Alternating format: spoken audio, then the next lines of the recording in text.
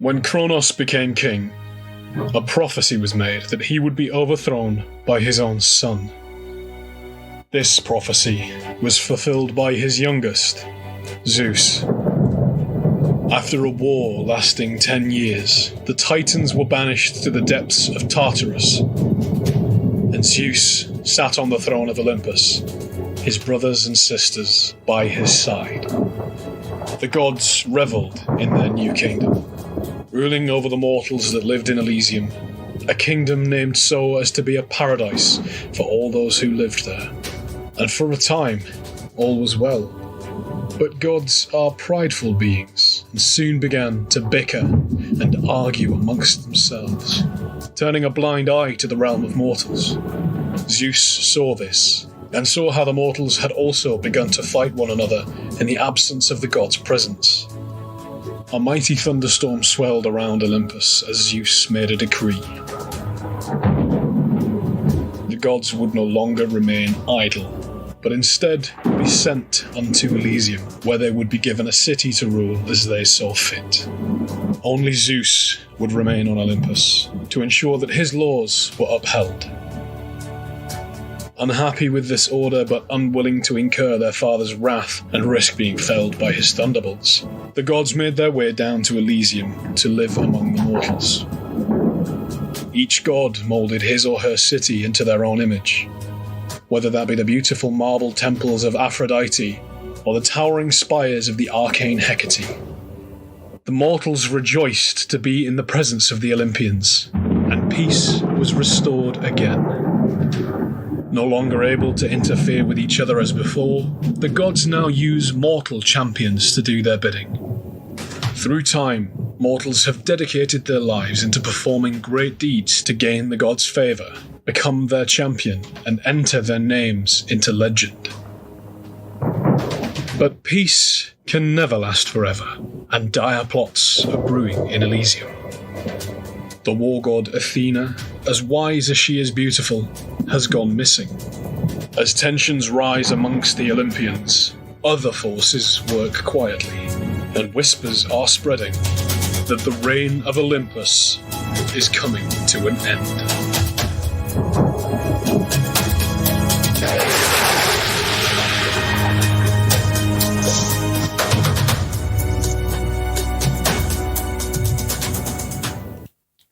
Hello, and welcome to episode 13 of Reign of Olympus after a 1 month break, which didn't seem like a lot because we only missed one session, but a month is a long time, so we're going to get into the recap as quickly as possible to remind us as much as we need to remind you. Before we start, a couple of announcements.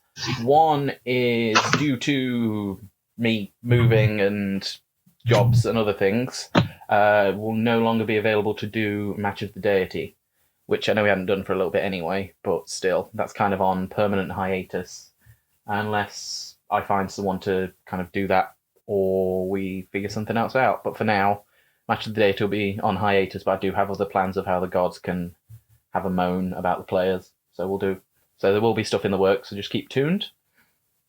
Another announcement is, for those of you that don't know, it is currently September in Twitch, which is basically if you use either the Twitch desktop app or you go on just the desktop site, you get half price subs for the month of September and half price gifted subs.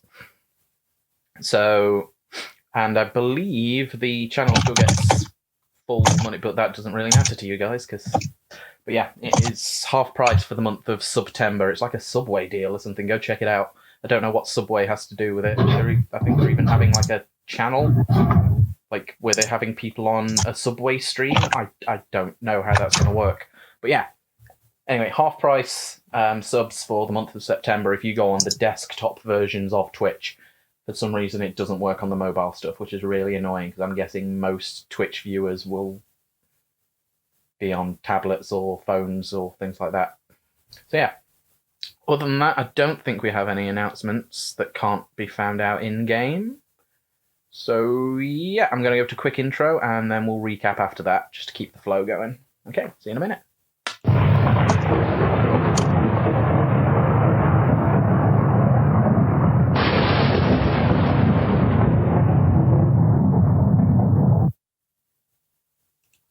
And welcome back.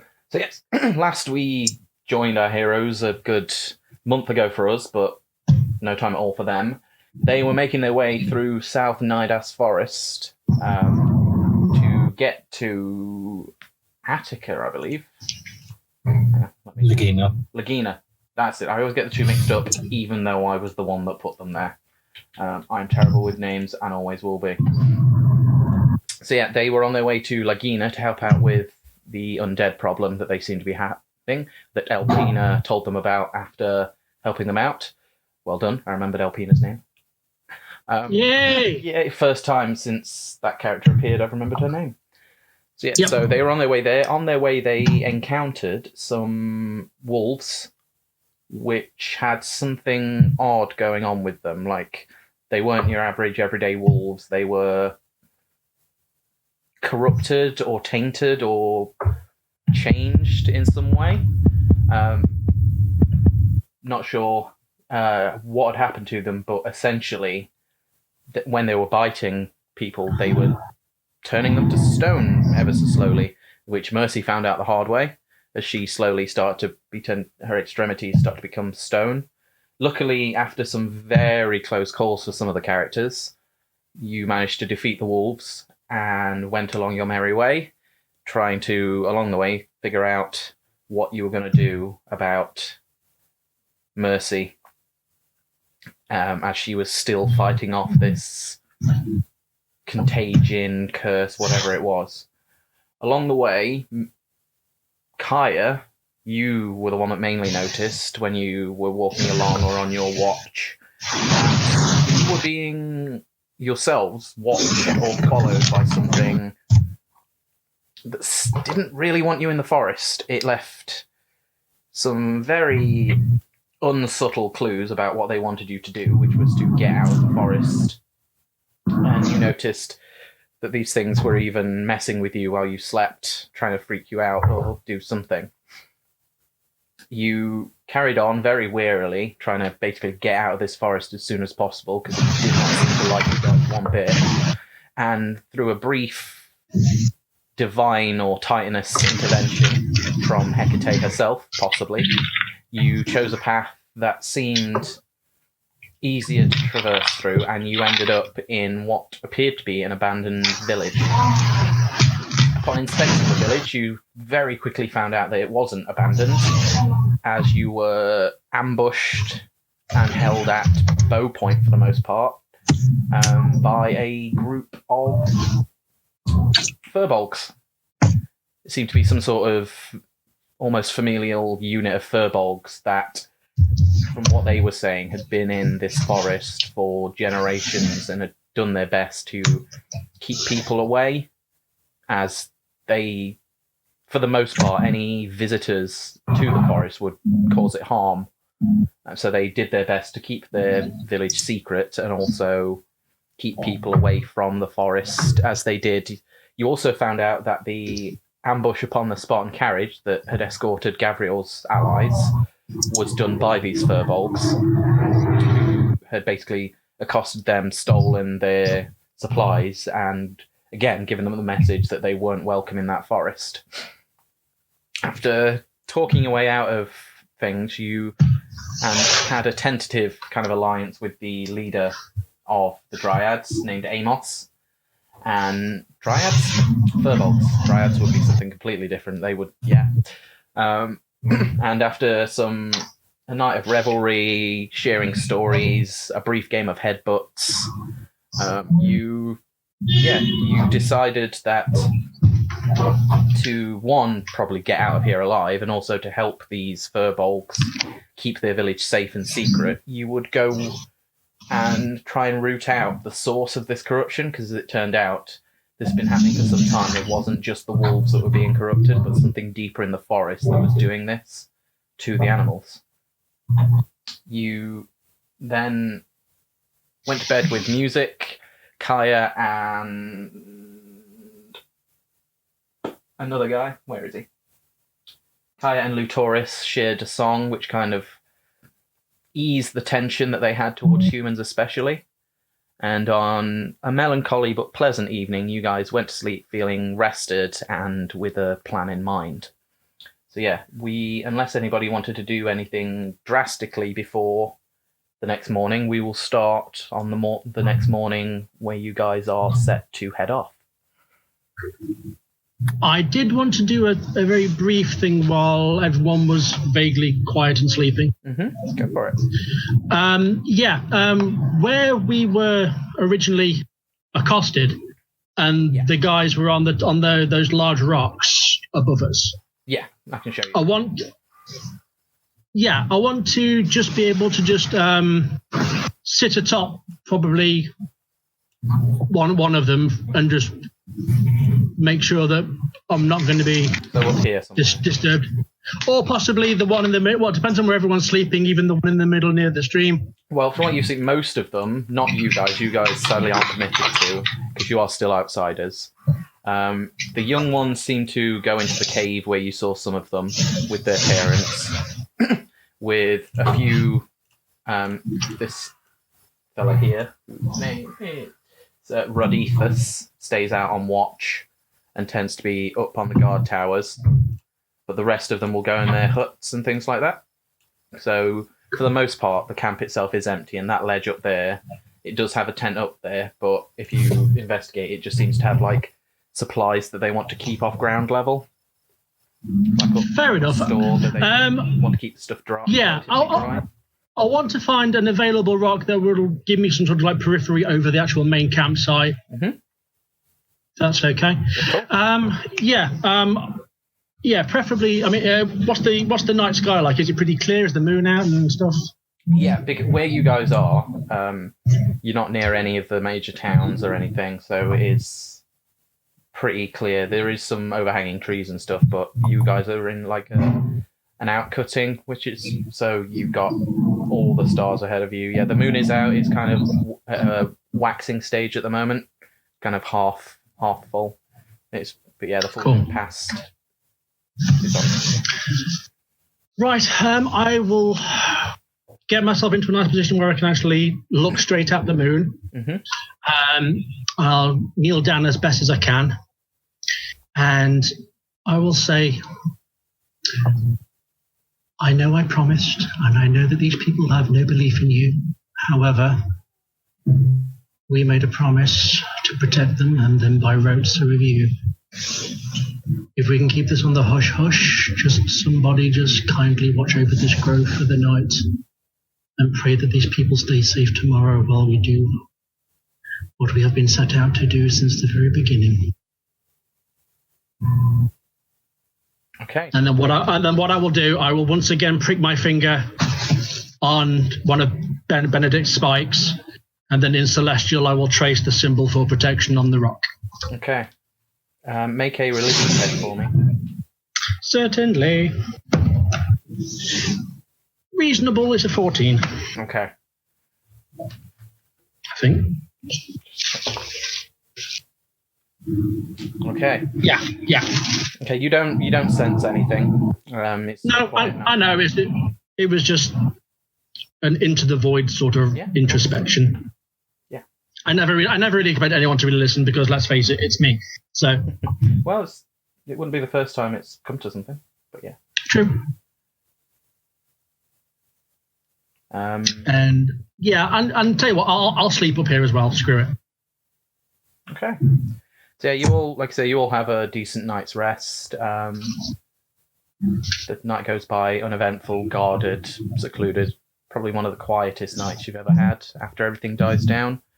It does seem to be quite a familial unit, so everyone kind of, right, night's over, let's all up and go to bed. And then the next morning, you've all got pretty low passive perception, haven't you? Yeah. So the next morning, you all wake up at various times just as daylight starts to come. And the camp itself, I'll just bring the camp up again for this. Like, the area here, like the front, the biggest building, has been kind of decorated almost. And they've got garlands of wild flowers and vines and things that make kind of a causeway. And everybody seems to be gathered around a few figures there. There seems to be some sort of ceremony going on that you outright slept through because of your terrible passive perceptions.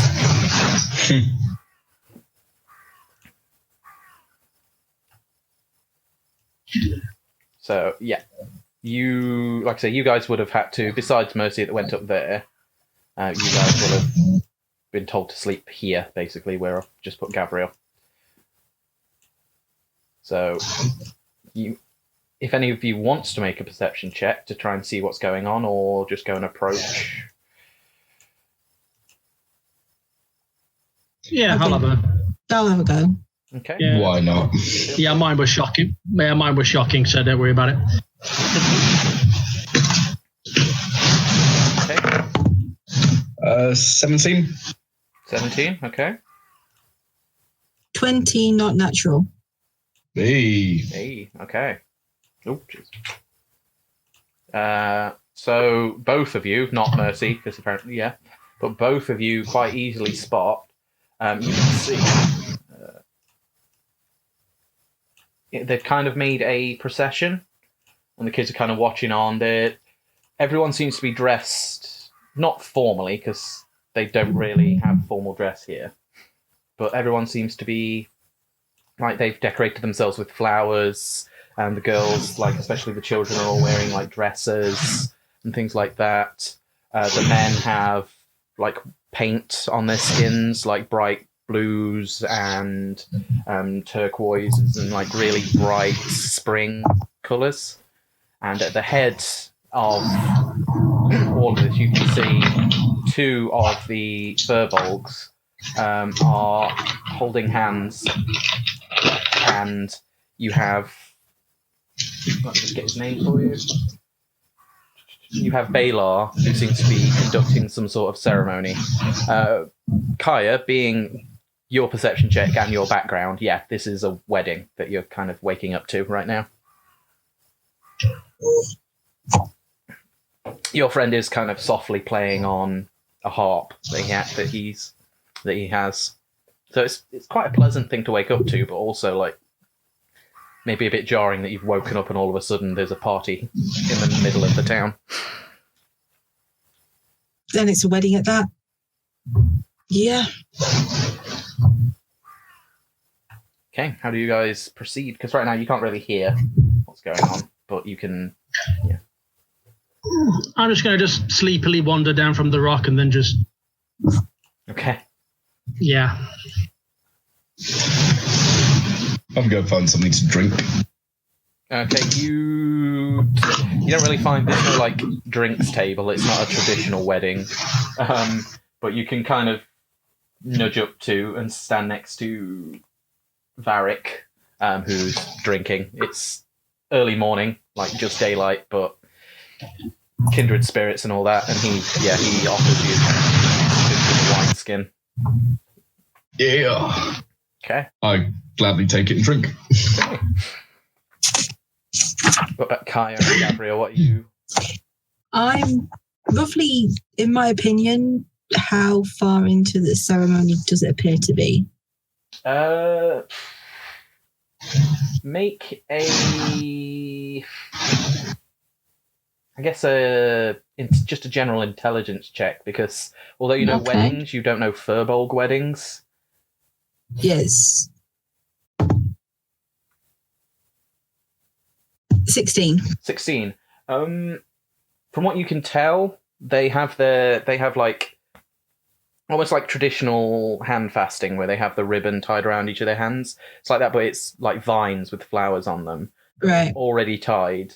You can't tell too much, but judging by how excited the children seem to be and how half-cocked Varric seems to be, you assume that it's this part of the ceremony, at least, has probably been going on for a while, so it's probably coming to an end.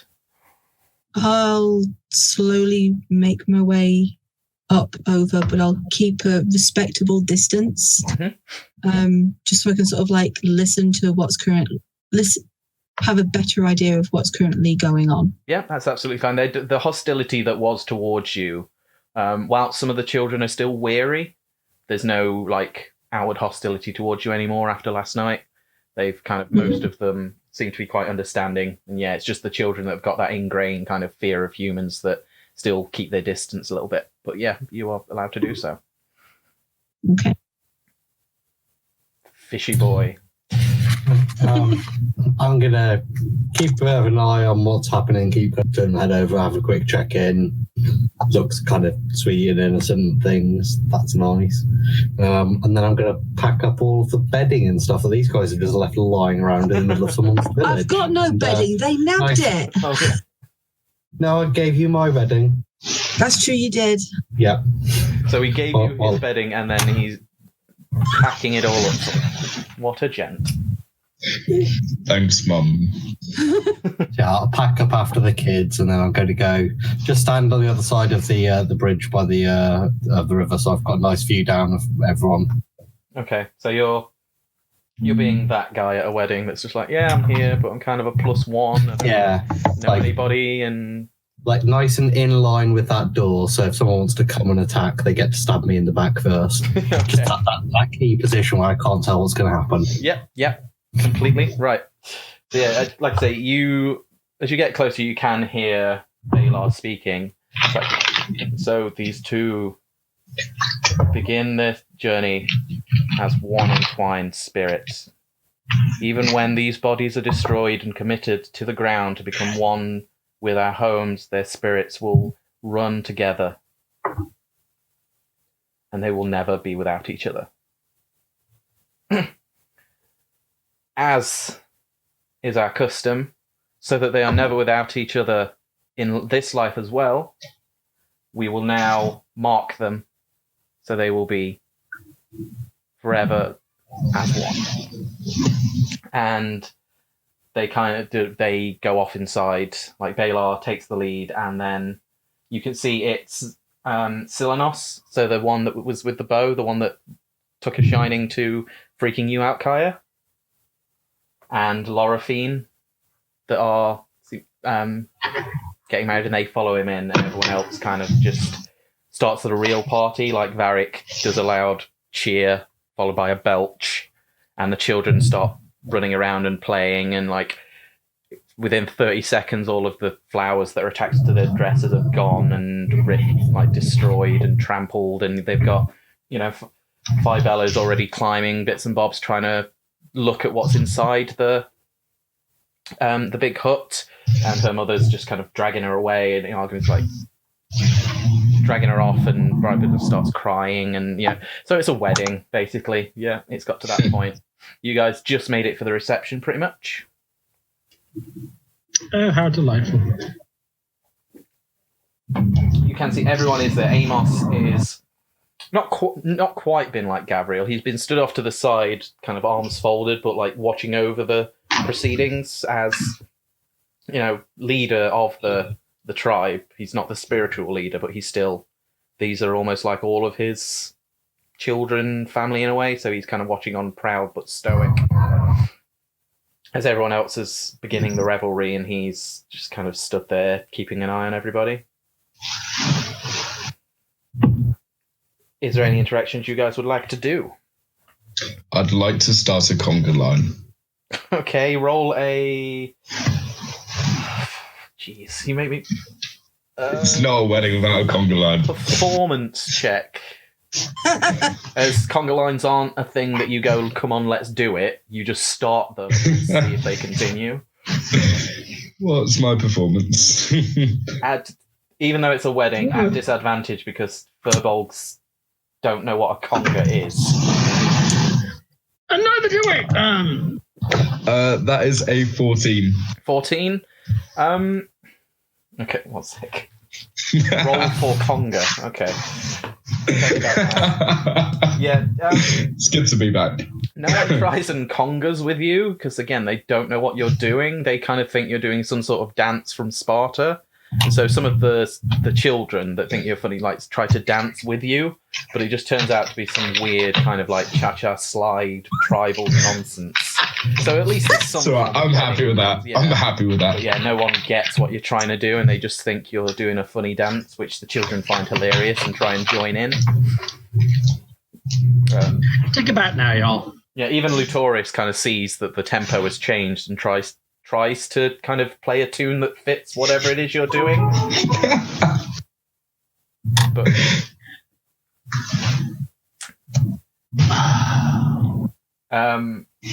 Eargwyn kind of comes up to you, Gavriel, and offers you. She doesn't say anything, but she just offers you a drink.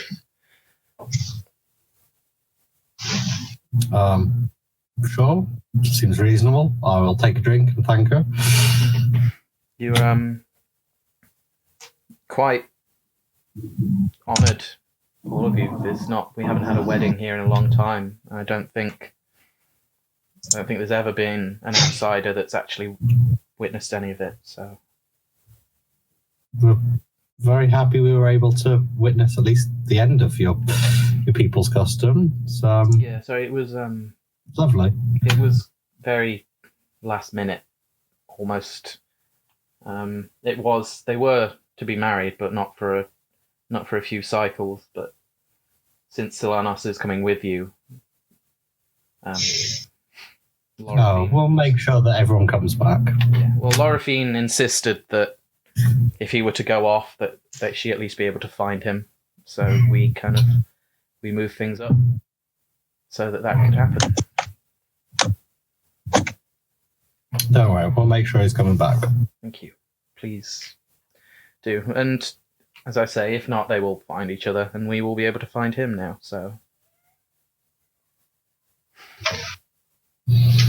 the marking ceremony could take some time, but I assume you'll be wanting to leave as soon as possible.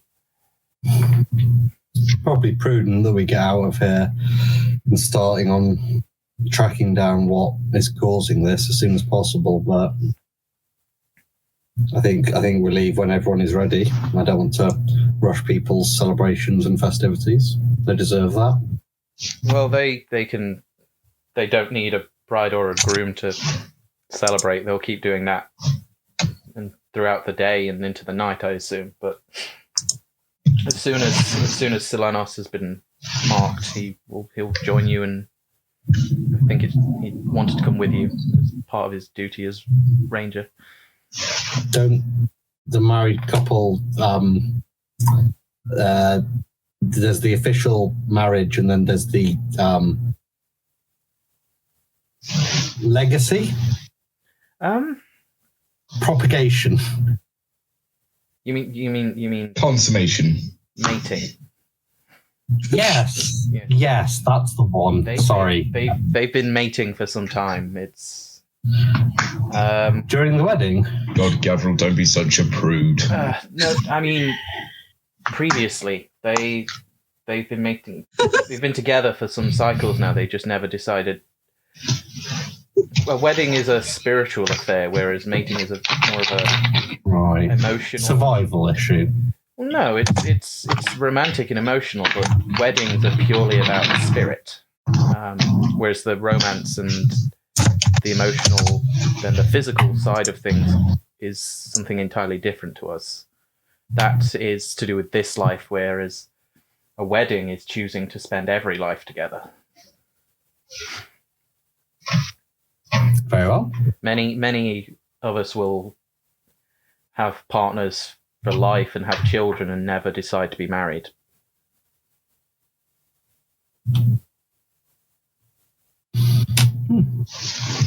Interesting how different people handle these relationships differently. If you... An Aphrodite appears. What? What was Southard Nidas, people? Thanks. Yeah, what you don't know is every time we're near a city, I move to the closest god's house and just stream from there. She's back. Very flattering. Let's say a quick prayer to Aphrodite. She farts. She does. So professional. I love how we've got that mysticism of, you know, the gods and everything being... Don't be sorry you brought me tea.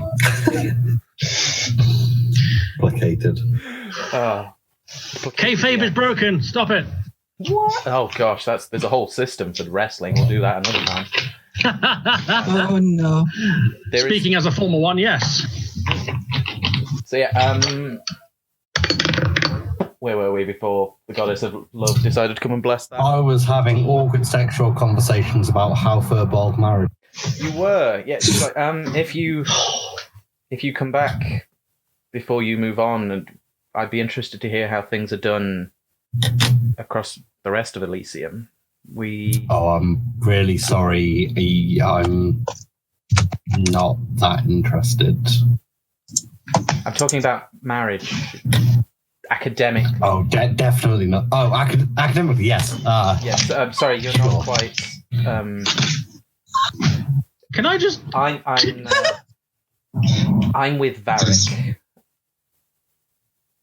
Oh, he's nice. Yeah. He is. Yes, it was purely we don't leave this forest. This has been our home, so we don't it's a rare chance that we get to exchange other cultures. Normally, we just try and keep them away. I think Kaya might be a better person to talk to about how marriages are done outside of the forest. I've got quite a removed opinion on how those things work that's more favoured to the island I'm from, and it's probably better to speak to her about it. She's got a bit of a broader education. Well, I'd still be interested to hear how life is on your island. It sounds. Does that mean you're near the ocean? Yes. Right in the ocean. Oh, so I've never seen anything. I've never seen the ocean. So, again, any stories would be appreciated. Honestly. No. After you've learned something about marriage, I can talk to you about the ocean. And I'm sure that Ron can tell you how to headbutt brick walls. If that interests you. Demonstrate. I mean, I think Varric proved himself there. Rematch. Well, thank you very much. I can see you are very visibly awkward right now, so I'm going to help by leaving. But thank you. Excellent. Enjoy the drink. And she. Don't worry, it won't help. He's always awkward.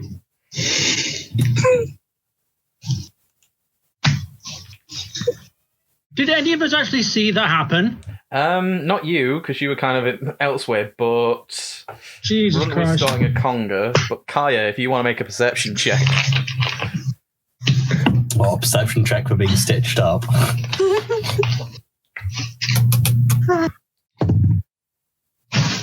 7. I don't see anything.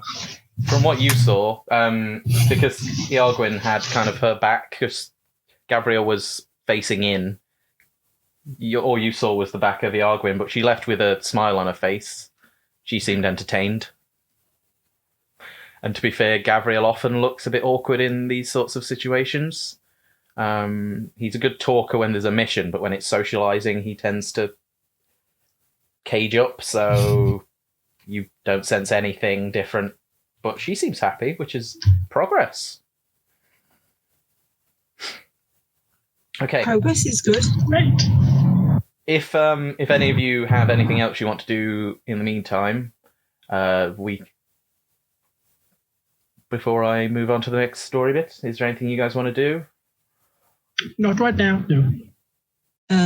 No, I want to do something when the marking ceremony is over for both of them, but other than that, no. Okay, well, we'll cut to that. Yeah, after about... Actually, there is a system. Oh. Ooh. After about 3 hours, and they both come out of the marquee, smiling, holding hands. They greet lots. Like again, the children come up, and the Arguin goes up.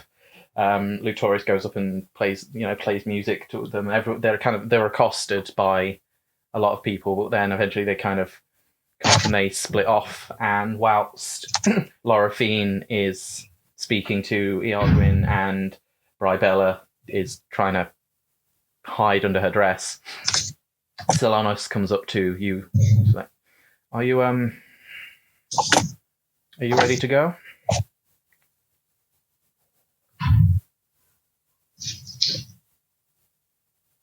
if you are ready.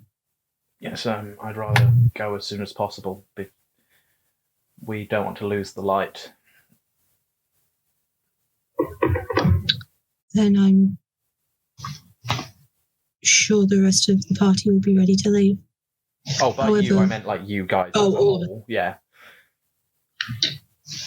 Oh, sorry, I thought. Yeah, sorry, that's my... Yeah. Yeah. You guys collectively, Yeah. like, you've been waiting around. Runt's probably still trying to start a We did convo, wake but- up in the morning. I conquer over. Yeah, you woke up at like Still the first unsuccessfully. light, so it's only about Right, okay. It's just not over time or so.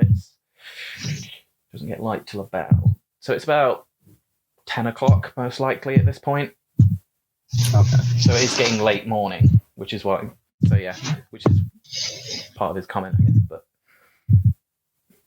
yes, I have supplies ready. If you were ready to go, I can. Well, yeah, I've packed up all the bedding. I think we're pretty much ready to head out. Okay. Unless anyone has any pressing issues. Mercy, have you had your ailment looked at? Oh, I'm fine for now, dear. Sounds good then. Okay, then I suppose I better lead the way. Yeah, I wouldn't trust any of us with a map. I don't. I have an impeccable sense of direction. I don't know what you're talking about. I don't think I've ever used a map, but I can lead the way. Just, yeah. And he Yeah. kind of slings on his own pack, picks up his bow, and then heads off. Do you guys all want to make me a perception check? Because I can't trust your passive perception, because you're all terrible. But you might notice it. That's a reasonable passive perception, so I've got 13. Oh, in that case, yeah. Well, I rolled a 19, so Yeah, I can see I've rolled. 19. 15. Okay, well, it wasn't a high DC, so everybody but Mercy. You can see behind his, like, he's got kind of long dreadlocks and kind of a mohawk, where it's kind of shaved on the sides, and he has a lot of tribal tattoos on each side, and long dreadlocks. What you do spot, you guys, you notice that he has a new, like, tattoo on his neck that seems different. Like, it looks almost like a Celtic knot, but rather than being circular, it's like two lines, and then the middle is like a stylized knot that kind of goes diagonally across his neck and up behind his ear. It looks quite fresh, and those of you that rolled above a 15, it almost looks like it's glittering. You don't know whether that's because it's fresh in the blood, but it seems different to the rest of his tattoos, which is why you noticed it, having not known him that long. Yeah. He heads off and assumes you'll follow him. Yeah, following. Okay. Hi ho, hi ho. Okay. Because Selenos is leading the way, I won't have any of you guys roll survival checks. But it will depend. Do you guys want to proceed stealthily at a fast pace? Fast pace, stealth isn't for me. I think we should just move at whatever pace he deems fit. Okay, well, And we'll just. Yeah, okay. Well, Wow. Yeah, he's... It's like something out of a kung fu movie with how quickly and how easily he moves through the forest. It's almost like he's on wires. Like, he doesn't bound from tree to tree, but he just seems to know every single path before it even appears. Like, he'll take a longer step without even looking. He'll be talking to you, and he'll take a longer step, and then one of you will, like, that's talking to him, might trip over a root that was there that you couldn't see. He just kind of instinctively knows where everything is, so he doesn't have to pause to find his way much, but he does have to kind of, he does keep stopping. He'll tend to go ahead and scout an area while you guys catch up, so you do make quite a quick pace because of that. You get to about, say about noon, maybe around 1 o'clock, the sun's like ahead in the sky, and he stops and kind of puts up his hand for the rest of you to stop. There are tracks. I can't tell what from, but it's not from any of the regular beasts. I haven't seen them come this far south before, so I'm not quite sure what we're dealing with here, but for those of you that can, it might be best to be more cautious from now on. All right, stealthy time. He does point out the tracks as well, if any of you wanted to have a look at them. Yeah, I'll do a survival check and see if I recognise them. Go for it. Which was a... That'll do, that's 21. 21, wow. Okay. So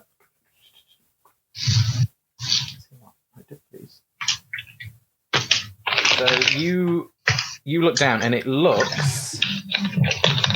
You can't tell what it is, because it kind of looks like it's a mix of many things. You look and you can see... It looks like the main bit of the paw print is quite a big paw print. So it might be from some sort of like woodland bear, like a brown bear or something like that. Like it's quite hefty, but where the nails dig in, rather than digging in like slightly or being like a padded foot, they seem to leave like sharp kind of the holes further in. On a, what was that? 20 not natural or 21. 21, that's it. On a 21, you can also see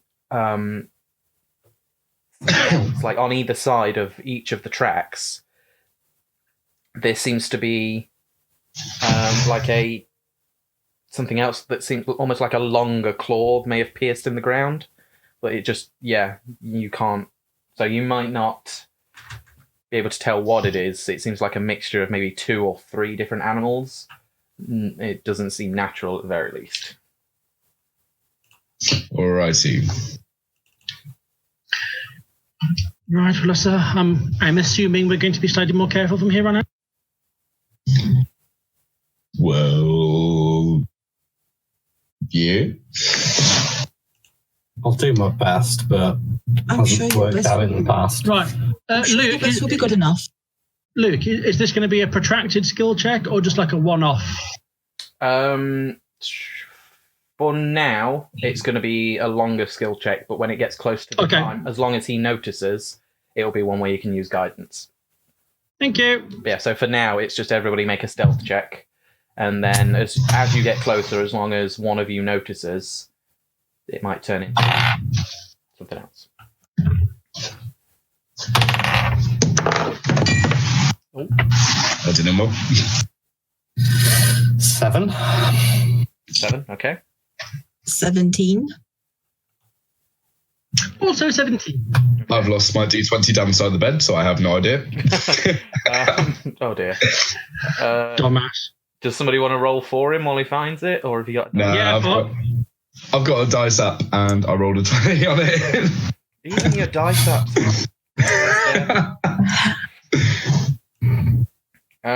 Okay, so overall, again, you're kind of used to Gabriel. Like, he's in armor. It's not all his fault, to be fair. But yeah, you kind of make up for it, and you do go quite stealthily. You're traveling for, again, maybe an hour or so. It is quite a hefty slog, but he manages to keep you at pace still. Again, even though he doesn't know what's in this forest, this is his forest. He knows exactly kind of what he's doing. So you make your way through, and you see more signs of things. Like all of you at this point, even the ones that aren't like skilled in nature or things like that, you can see like odd claw marks in trees. But whereas like normally, a bear or a wolf or something like that would have like slight claw marks where they've been scratching it. With this, it's almost like the entire tree has been almost like most of the bark and half of the inside of it as well has been clawed through as well. Like some of these, you see like some trees that are smaller, younger trees have kind of literally fallen over where they've been clawed at to such a point where they can't stand like their own weight anymore. Yeah, so this, you kind of, whatever you're tracking is it's not your average animal. You're pretty sure that yes, this is definitely one of the things that's, you don't know, corrupted or changed in some way. And it's the closer you get, the slower you seem that Silanos seems to take you. You get to a grove and he stops you and kind of crouches down to the floor again. And his like voice almost a whisper. It's like, okay, I can see it, whatever it is, they're out there. It's currently drinking, so we might be able to ambush it. It's up to you. Obviously, this isn't what we're not here to hunt them down, but I don't know if we can skirt round it anytime soon. I'm here to guide you. You are doing this for us, so it's up to you how you want to take the next step.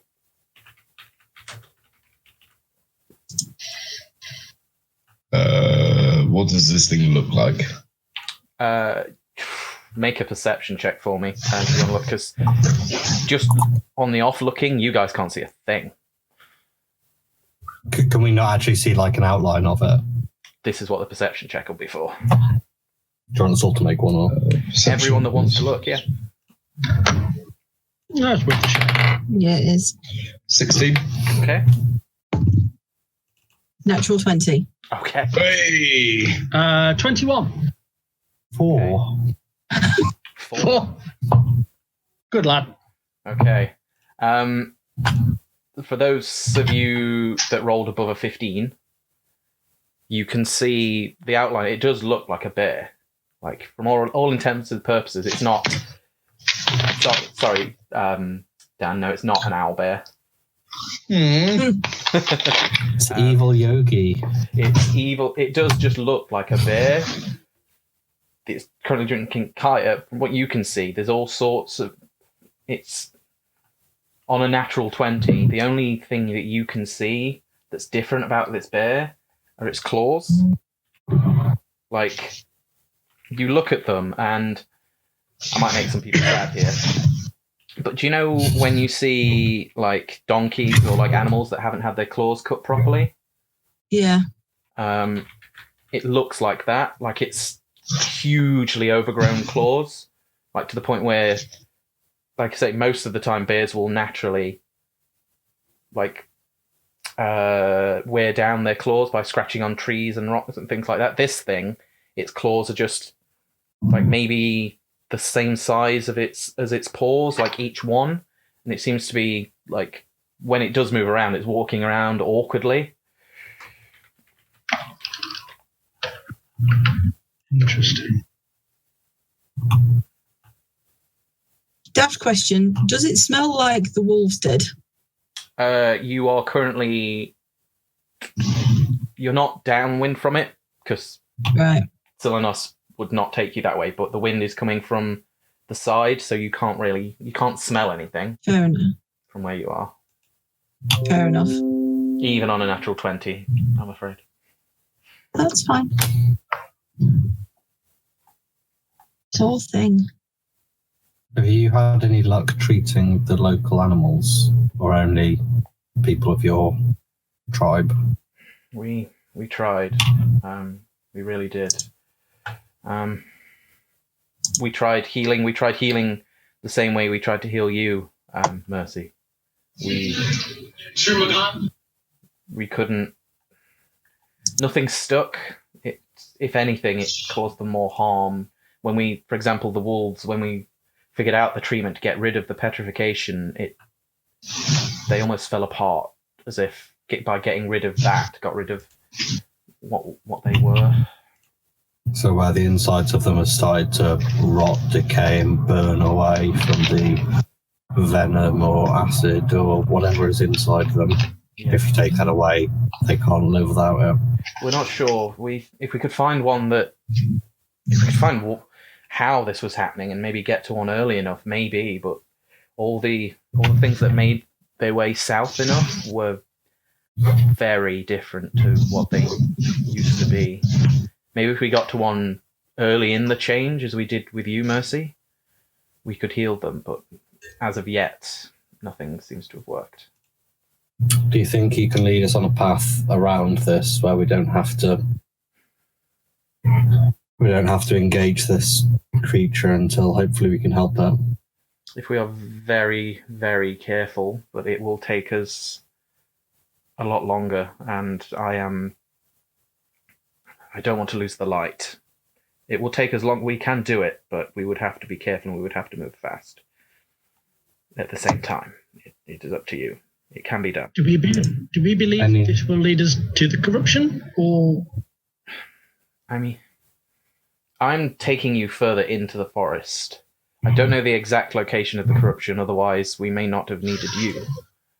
But I know the deeper, the further north, the more into the center of the forest we get, the more they seem to be concentrated. Well, if this thing is not the source, then we have no reason to cause it any further harm unless it tries to get in our way. I think it's probably best just to push on. I honestly think it's in more pain currently than anything else. Have you seen its claws? But there'll be hundreds of animals like this. Yes. If we can stop this at its source, we can stop it spreading further. If we stop to deal with each individual one, when there's a chance to maybe redeem them from this. It will take forever, I know. Yeah. And of course there is the, however slim chance that eliminating this might immediately, potentially stop what was happening to everybody else. Or the source might hold some key to how we actually help these creatures. Exactly. I think we need to look for a more definitive source where we can gauge where it might be, rather than focusing on just this one poor creature. If you can't stomach to see the creature in this way, we can try and mercy kill it, but it's not going to be painless for that creature. That creature is not going to go down without a fight. Helping one is fair. However, as you pointed out, there are so many more. We need to focus on the more rather than the one. Needs of the many. Okay, let's try and get past this quick as we can. I'll try not to get its attention. Okay. I am going to need stealth checks from everyone. This time, yes, you can use guidance, because this is just to try and get past it. Gaffer will have a D4, dear. Oh. Ooh, please bear with. Bear with. Technical difficulties. There we go. That's better. Oh, come on. These puns are unbearable. Oh, let's try and keep it yogi. Yeah, low key. Yeah, and we're trying to stealth right now. Boo, boo. Well played. Anyway, come on. This is just too grisly. The 17. next one gets minus inspiration, unless it's so 17. Yep. Challenge mode.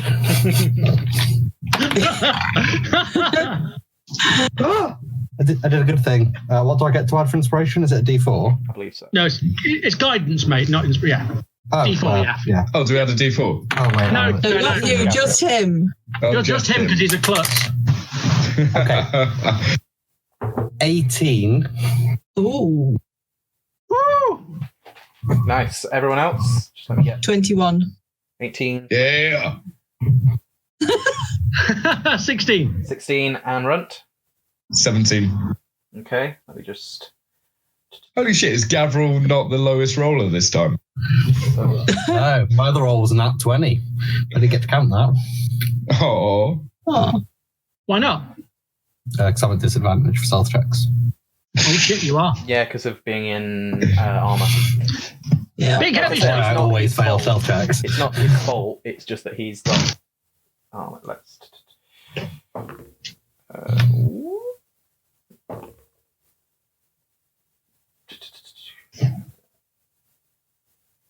Okay, that's fine. I'm just seeing if they notice... Sorry, tech issues again. As always.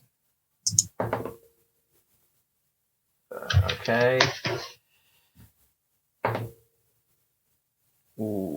Okay. So you make your way through, and yeah, you can see that this bear just, as you have to get a little bit closer, he leads you very quietly closer, and you can see he points off. You can see just to the east is a slight kind of like game trail, but like smaller game trail, which is why you have to be very careful. And you slowly make your way through there, and the bear doesn't seem to notice you. It's too busy again. It's almost like beating its claws against a rock and getting very angry. Like, this thing is definitely distressed. But you make your way through. None of you seem to get its attention. And you just pass the little stream where it gets. Oh, can I get a marching order for this as well? Sorry. Run. Me. I'm going Lottie? Yes, please. That sounds good. Yeah. Okay, so Runt, you, Kaya. Okay. So you're doing this, and you're kind of looking, and Silona kind of takes the rear after he points the path and lets you go ahead, so he can keep an eye on the bear and the things as you go past. You're walking. You're actually being super quiet. You walk and you bump into a tree. You don't make any sound, but you bump. You kind of look up, and it's not a tree. Just kind of standing there, your height, maybe a little bit taller, is what looks like a man in kind of leather armor with makeshift, what look like bones, kind of, like scale mail plating. Like half plate kind of thing, but made of bone plating from like skulls or shells or things like that. And he's holding what looks like a 4-pronged kind of fork in one hand. Its face is completely pale, completely bald. There's scars all the way up and down his face. And he looks at you with this grin, his teeth pointed sharp, like almost like needle sharp, and his eyes are completely clouded over, and he just looks at you and just goes, "Hello there." Can everyone roll for initiative? Bother. I was just going to go, Daddy!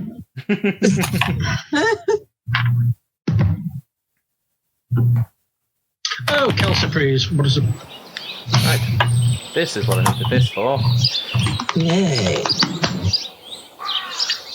Apparently I've had my one good roll for the session. Oh no. Face. And I sort of like stick to sort of like typicalness. Can't be as good as mine. I don't know. We'll see in a minute. Right, I'm just going to move this so we can actually see our characters, and then I'll get initiative from you all. I'll go at the back with 6. Okay. Alright, you grab them from me. Oh, apparently not. Oh dear. Oh dear, oh dear. Alright, apparently I'm one of the Chuckle Brothers. Yeah. You can only be one of them now. Oh, dude, why? So you got. Oh, that's disappeared. What the hell? There we are. So you got a 6, Gabriel. I got a 6. Okay. Mercy. Trois. 2. Okay. No, 3. Trois. Yeah. No, not a twat, no. Twat. Well. I'm a bitch, I'm not a twat. Oh yeah. Oh yeah. 5. 5. I did not expect to be faster than any of you. Run. 18. 28. Okay. No. Okay, well, we'll try and get some good to drink because sadly Runt does have to leave us in about 15 minutes. But I didn't, well, one, because of how things went, but also because I didn't want him to leave without getting to punch something. So we'll do single combat anyway. Although we've lost his sound. Assumes that you remember I left you on mute. all of his I'm so abilities. sorry. You left us on mute. I left you on mute. Rude. Very. I could have left you on red. Could be worse. Shocking. Or you could have just said, okay. Oh, thank you for putting some combat in. Now I get to hit you. Well, the combat was already there. It just depended on... Well, it depended on stealth roll. Like, this guy, for his perception, rolled a 15. Ooh. So just beat your stealth roll of a 14. So... It is... So what was your running order? It was Runt first. It was Ron, Gabriel. Me, Kaya, then Mercy. Yeah, I couldn't remember which round you two were. You're here. Mercy's at the back. Mercy is at the back. Well, technically, Solanus is at the back. You're not here right now. You managed to get away from that. Oh, don't know what's happening with that. Cloud fight. I will try and sort cloud fight. I will try and sort that out in the break if it keeps doing it. It'll be fine. Mercy at back. Kaya here behind the screen. She rolled really well on her stealth pattern. She didn't still fail. Yeah, and so you guys Good stealth craft initiative. and then run face to face with this fella, who mostly looked like... You need to swap the two players in the middle of the pie. Oh, yeah. Yeah, this is the guy. Yay. Oh, Daddy, hello. He looks like a friendly type. Yeah, I'm sure it's fine. You just roll initiative for conversations, right? Yeah, sure. Okay. So, Runt, Dale. it is your turn in the clouds. Yeah. Don't know why I keep doing that. Oh, I know why. Maybe put it on loop. Yeah. With this wonderful Dynamic Dungeons video map, don't forget to put it on loop so when the video ends it doesn't disappear. What would you like to do? Yes, it is you first. Remember to use your abilities. Well, I have Is most he of Runt's definitely- stats, so just because he spats them all at the beginning, he'll still be fighting. He blows his load at the start, that's shocking. Can't try and talk to him. You can try. Like, hi there, what brings you down to the woods today? Did threaten. That was funny. That was your... I'll say that is your bonus action. Normally it'd be a free action, but for the terrible pun, you had to put some effort in. So that's a bonus action. He just looks at you and keeps smiling at you. So he's clearly antagonistic. He's clearly... All right, I'll hit him. Why would I do anything else? I'm going to hit him. Spear of Vengeance. So that's plus... So... 17? 17. Just hit. Yeah. Cool. So that's 1d8 plus 4.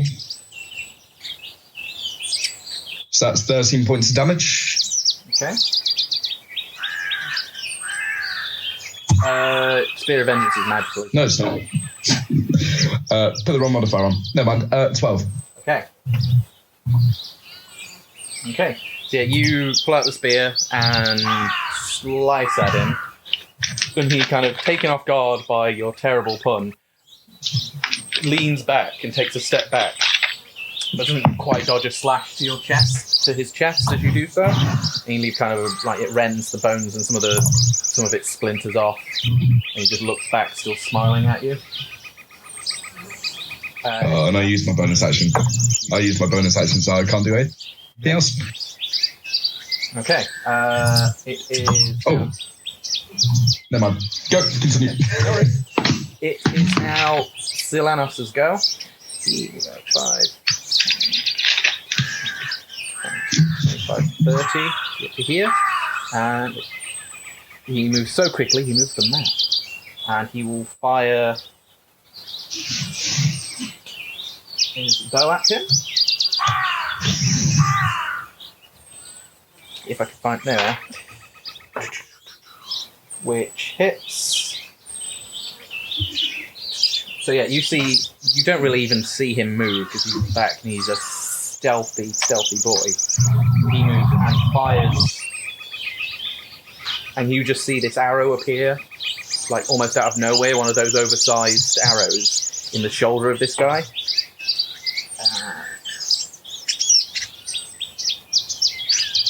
And as you see it go in, it digs in, it doesn't go all the way through, but the guy kind of looks at it and just snaps it off. And from the wound, this kind of like green liquid kind of almost trickles out a little bit. You're not sure whether it's from him or from the arrow. Gabriel, on your awesome initiative, it is now your... Oh, no, it's not. It is this fella's go. So looking at you, he draws back his quadrant, I don't know, like pitchfork thing, I don't know what you call it, and roars into your face, like full-on guttural roar, and you look as he does so, almost like that scene from The Mummy. His like jaw stretches as you keep roaring, and this horrible stench comes out of it. Make a Constitution saving throw for me. Just actually, Runt and Gabriel. Yeah, I was gonna say. Sorry, is that me as well as Runt? Yeah. And it's con saving throw. Okay.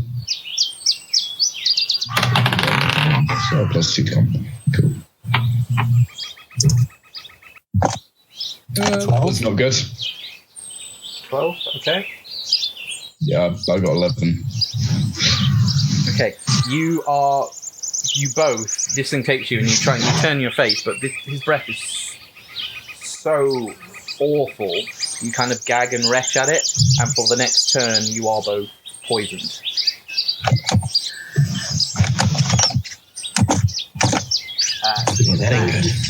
He's then going to take a swipe at you, like his eyes, although they're glazed over, they seem like bloodshot from the amount, like almost like he popped a blood vessel from screaming, as he goes the damage he took already makes him go absolutely berserk, and he takes the trident in one hand and stabs at you. Not trident, quadrant, that's your thing. Does I'm doing that awful thing. 24, I assume, hits you. Runt. Me. Yeah, that'll hit. Okay.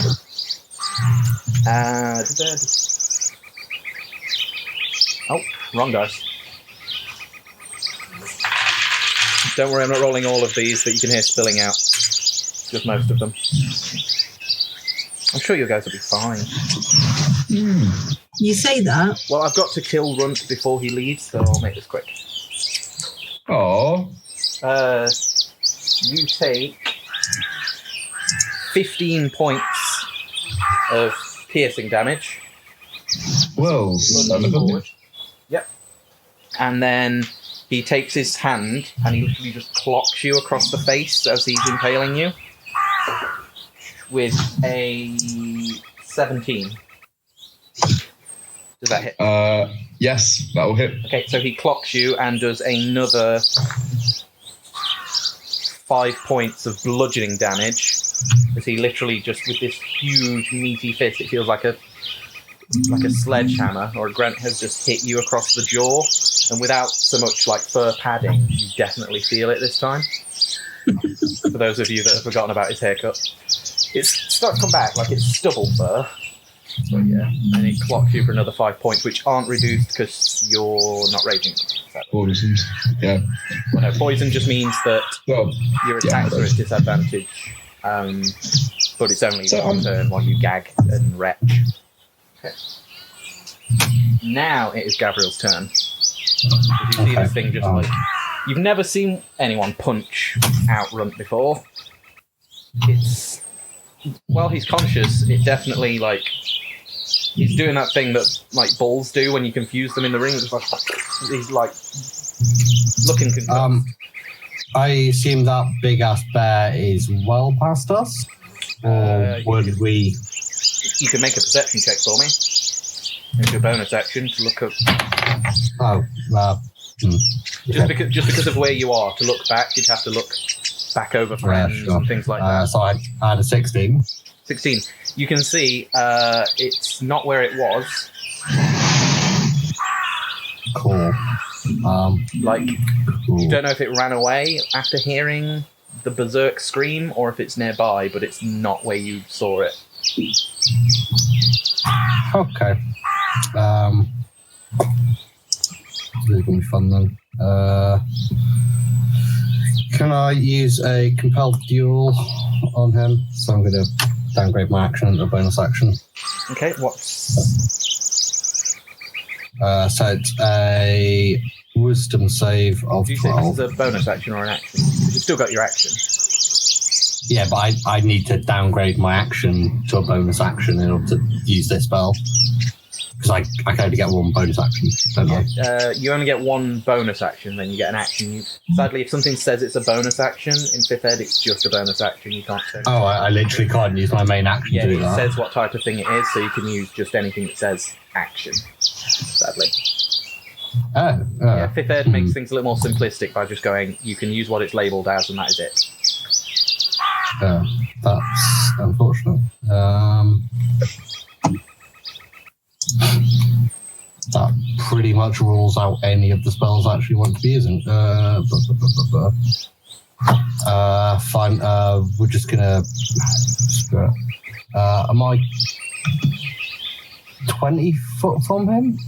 10. Got three tiles. 2 tiles. 2 tiles, because it's just runts in between you and him. There's no tiles on this, so I'm judging it by size of people. Right. Okay. Cool. I'm just gonna step up to the side then and try and stab him with the lance. Go for it. So you're using your lance, not your trident? Yes. Okay. So are you stepping more here then, so you're not within 5 feet of him? Yeah, just round to that side. Okay, to be fair, you could stay where you are, because you can go through allies if you wanted to. Not literally through allies, although you could. I was going to say, I'm a bit sore at the moment. So. Just round the side, kind of lift your arm up a bit. Okay, and say we're at disadvantage on these. Just for this turn, because you're still kind of shaking off like the rancid, like supernaturally rancid breath. This isn't normal. Cool.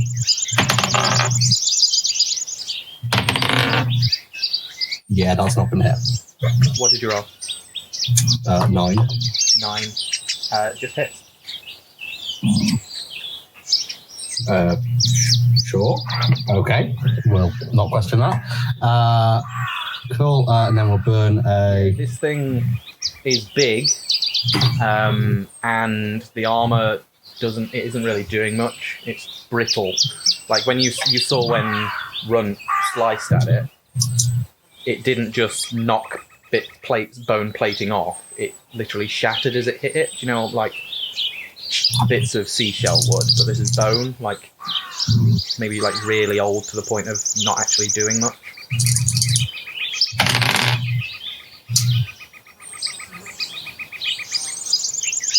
$12 and 6 radiant. Okay.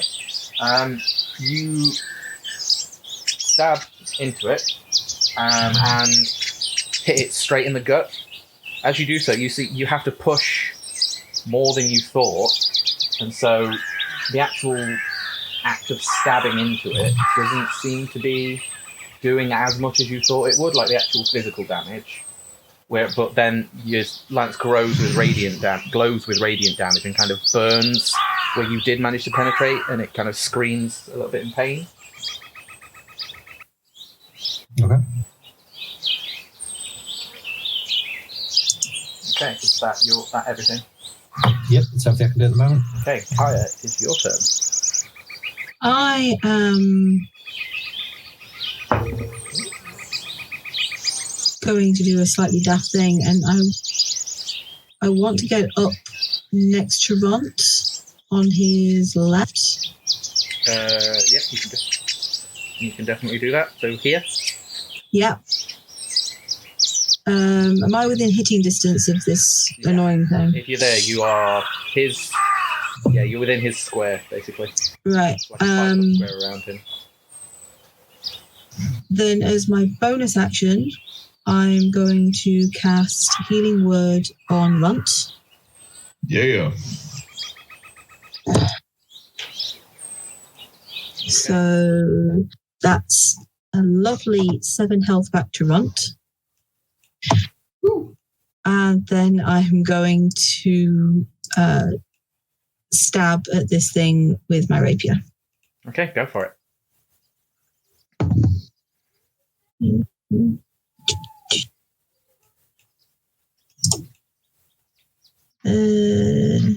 22 to hit.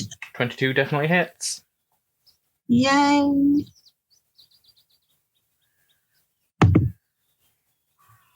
For 6 damage. Okay.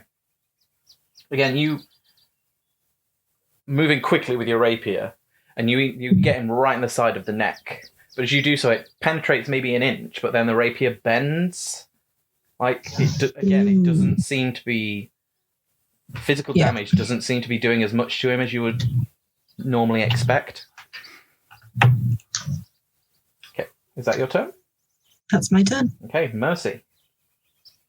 Did I notice the impact that the Divine Smite had? From where you are... Well, it's a divine glow. So, yeah, you saw it glow and you heard him scream. There was more of a reaction than just smacking the crap out. Yeah. Okay. I'm going to edge. I want to come slightly downward, but still be within walking distance of everybody else, just in case crap hits the fan. So I want to stay within 20 feet of Runt, just in case. 5, 10, 15, 20. So yeah, you can do that about here. Okay, as long as I'm not really in the in what's his face's way, Ranger Boy. Well, again, you can fire through allies. It's just a Yeah. I know. It's just aesthetic. Yeah. Fine. I'm gonna lift up Benedict and say, "You're the only true spiky bitch around here," and I'm gonna lob a guiding bolt at it. Okay, roll for attack. Da, da, da, da, da. Natural 20.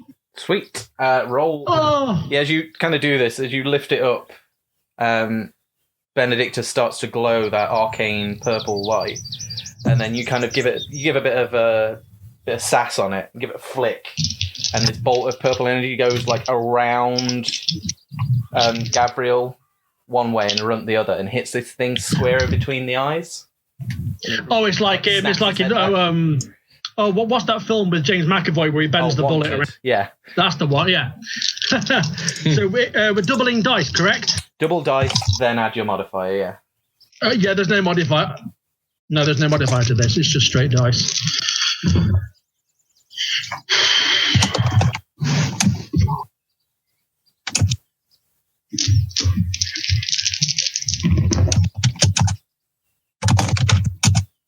Also, thank you for following Defect 303. Right, that's 30 points of radiant damage, and the next against will have advantage. So yeah, this thing snaps its head back, and it kind of like has to physically grab its head, and you can hear it crack as it comes back. And there is like all across its face, almost in a splash pattern, what looks like burns. Like it just misses one eye, and comes all the way down in the middle of his face where this hit him square there. And he's looking, he didn't appreciate that. No, but I certainly did. And as he kind of recovers, as he's doing that, he starts to slowly like glow around him in this arcane purple light. So your next attack has advantage. That's your guiding bolt. It's not anything. Don't panic. I saw your face. I was like, oh, he's doing some funky shit. Oh. Okay. Let me just. Okay. Don't worry about it. Runt, do you want to do your last thing before you have to go? Yeah, I do. I want to rage for a start. Boy. That is. Yeah. That is both safe and legit. Yeah. Can I use my... Seeing as I've now changed paths, given the new content, can I use my heroic present? You can, yeah. So as a new Path of the Hero barbarian, he has some different abilities than before. It is from the Arcadia supplement, which is trying out a few of the things that I've managed to find. So, Heroic Presence is myself and friendly creatures within 30 feet So gain temporary hit points equal to my proficiency in strength. Ooh. So everyone gets +5. What's that? Temporary what? Temporary hit points. Yep. Yeah. Yeah. Yeah, +5 hit points. Sadly, Silanos is out of range, but the people that you care about, I guess. You stand up, and with this thing kind of still in you, you grab a hold of it, push it out, and then as you lift it up, you kind of flex at the same time and let out like a very loud bovine howl. Is that an action or a bonus action? That's a bonus action. Okay, so you can do that, but not rage. Oh, but I have to be raging to do it. So I'll just rage. Okay, Never mind. So everyone, you lose those hit points, but I'll assume that's what you want to do next turn. That is indeed. Now I'm raging. Am I still disadvantaged on my attack against him? If you use, no, because the next attack on him has advantage, so it'd just be a straight roll. Oh, sweet. But yeah, all right. Raging doesn't get rid of poison; it just gets rid of. I think one of the subclasses it gets rid of frightened, but not this one. So yeah, you would be, but because of Mercy's Angelina Jolie impression, you would have advantage normally. So it's just a straight roll. Right. Well, I roll to attack, and I'm sorry, man. Yeah, that's fine. Go for it. Cool. So that's double dice. So yep, double dice then add Yeah. the modifier. That's so many natural 20s. Hey, it's not often I get them, so I'm making the most of it. No, I mean it happens because these guys get them too. So that's Okay, I'm balancing out the average. 14, Yeah, but I get to guide you, so it's all right. 14 plus 4 fire damage. Yep. Your spear's magical though, isn't it? So Yes. okay. And that is going to be my turn done. And on that note, I'm going to have to bounce out, guys. Okay. So just before that, as you do that, you still grab it, and you kind of your eyes go almost like a red haze, and you let steam almost comes out of your nostrils. And you don't even pull the quadrant out. You just grab your spear and kind of impale him in the same place. And again, it kind of cauterizes from the fiery rage of Ares. And then you lift it out and just kind of laugh at him. He's looking really rough. And yeah. So we will say goodbye to Danette. We will also, I think, go for a quick break there as well. Because it seems a good time to do so. Because then I'm going to have to do some techie stuff to get rid of his... Things go a bit weird when someone leaves. But yeah. We'll talk about it in a No, second. don't worry, I'll be able to sort it. But yeah, thank you guys for tuning in. We'll be back in almost literally 10 minutes. So yeah, please don't go far. Just, get a drink, toilet, cigarette, whatever you need to do. And yeah, we will be back here most of us will be back here in 10 minutes. And hopefully we'll have Dan back for a full session next time. If not, keep an eye on social media. We'll find his replacement, don't worry. Oh, shit. Obviously. I think we'd lose a lot of viewers if we didn't have... If not, just watch for the newspapers for issues of arson occurring. Yeah, thanks. So it's okay. We'll make sure you're free. Yeah. Thanks for joining us when you can. And thank you everyone that's watching. Yeah, we will be back here in about 10 minutes. Bye.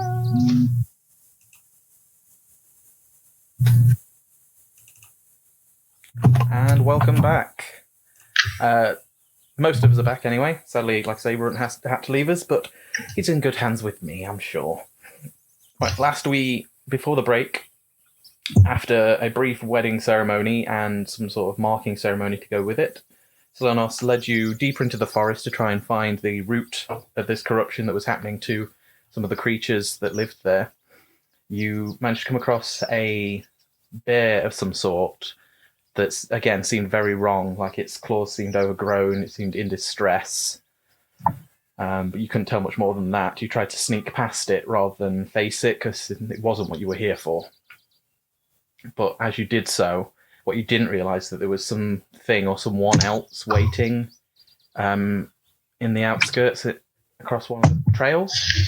Upon reaching this thing, it just attacked you, and you are now fighting whatever this person is. Runt just delivered a very big blow to it, and it seems in trouble. And so now it is Silanos' turn, so he will get right back into it. So he, seeing this thing, is going to try and take another shot at it. Oh, jeez. Sadly, he draws, and he kind of draws his bow. Just as he's about to release, he looks behind him, lets go, and it just like goes past this shoulder, like narrowly missing Runt's intact horn, but completely misses and flies off into the forest somewhere. It is now the person's turn. You see as he kind of tenses his muscles and roars again, and you can see some of the wounds that have been inflicted upon it. Like the wounds start to very slowly, but still, knit together, as some of the damage seems to be reversed. On that, it is going to take another shot at Runt, who is the one that just dealt it a heck of a ton of damage. So it lifts his quadrant again and goes to drive it straight at Gabriel, who didn't reckless attack because he didn't need to, so it's just straight roll. But will completely miss, I'm assuming, with a 11. Runt just kind of parries the blow with his spear as he does so, and this thing again takes his other arm and tries to just downward strike onto Runt's outstretched arm, which will hit with a 21, and does 5 damage reduced to 2. I don't know what health he's on right now. If anyone's on D&D Beyond and wanted to have a look for me. Just to confirm, that's on Run. That's on Run, yeah. I don't know why I keep mixing you two up. Because he's still here. True. Right. I will just check.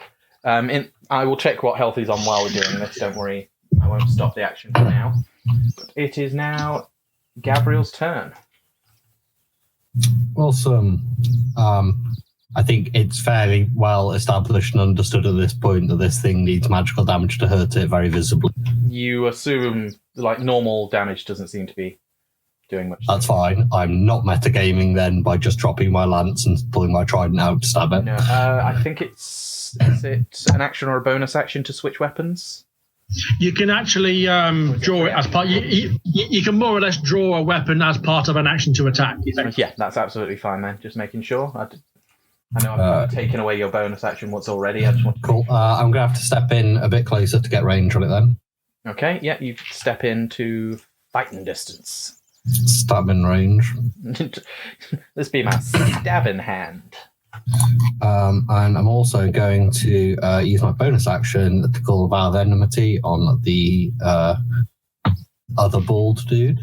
So he's on 21 down to 19.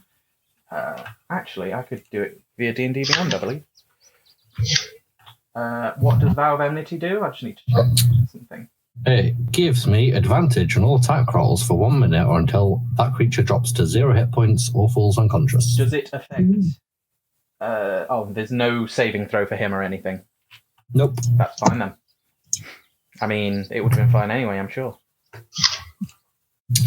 Cool. I'm going to do a stab. You go do a heckin' stab. That'll do a lot nicer. Yep.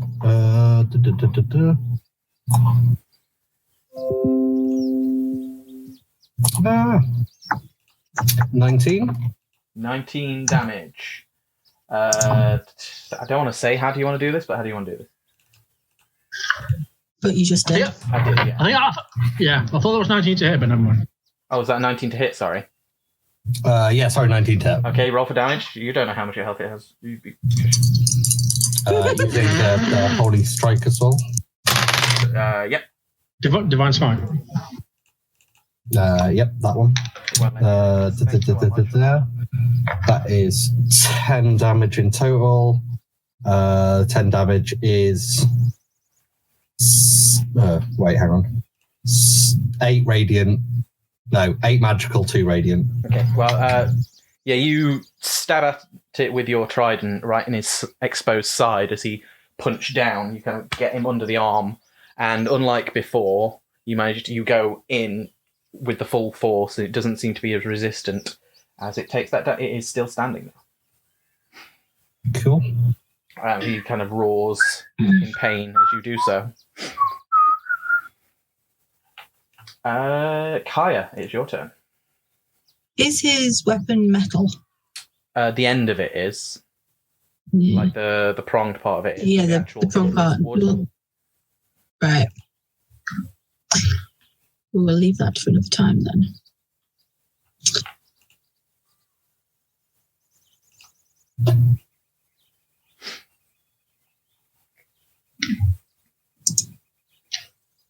I'm going to start yelling at it. Okay.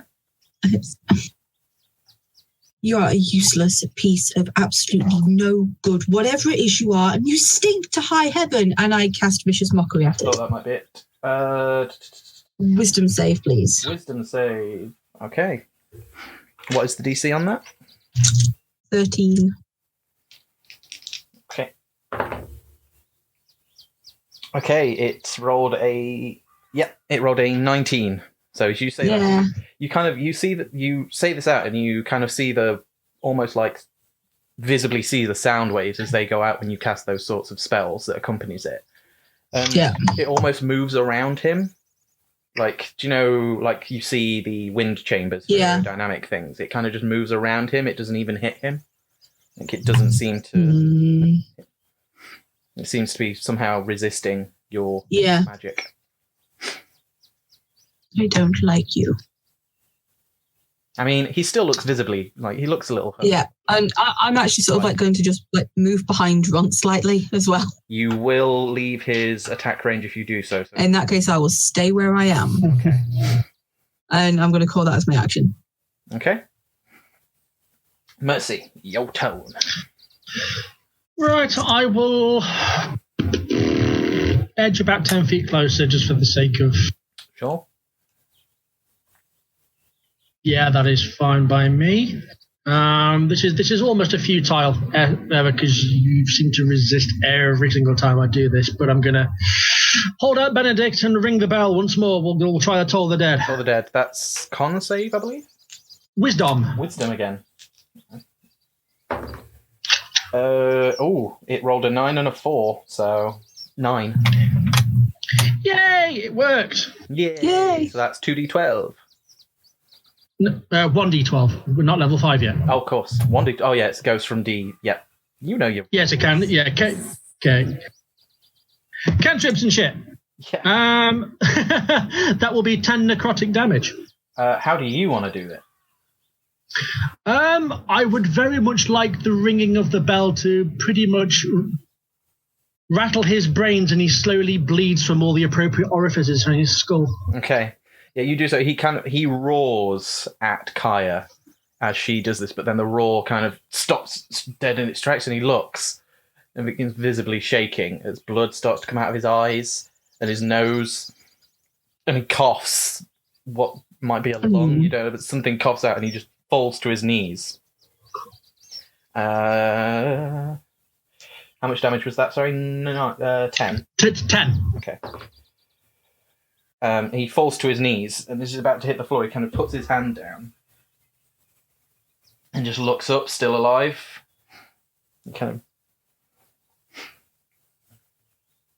He looks on death's door, but just at that last moment, he kind of managed to bring himself back from the brink and stares across the way at you, rage in his eyes.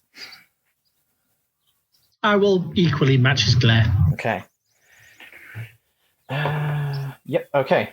So, as this happens, you hear a yell as Silenos shouts out to the rest of you, as what seemed to distract him was, if I can find it, It was a bear. It might have been a bear, yeah. Not that It's bear. going to be a bear. Different bear. It could be a lion or a tiger or a bear. Oh Could my! be a bear. There it is. Only in Kenya. Azarenia. No. Comes charging through. This, not that big, but still quite big. Comes charging through Comes Godzilla bears. straight at Selenos. As it seems to, from all the commotion that's been going on, it did seem to hear you and decided to fight rather than flight in its instinct. And it takes 2 swipes at Selenos. Oh. One of it, he dodges to the side of one of them, and you can see as this thing swipes at the ground, it literally brings up like a good few inches of dirt with it, and the dust comes up, which kind of gets in his eyes as the other claw comes around and hits him straight in the side.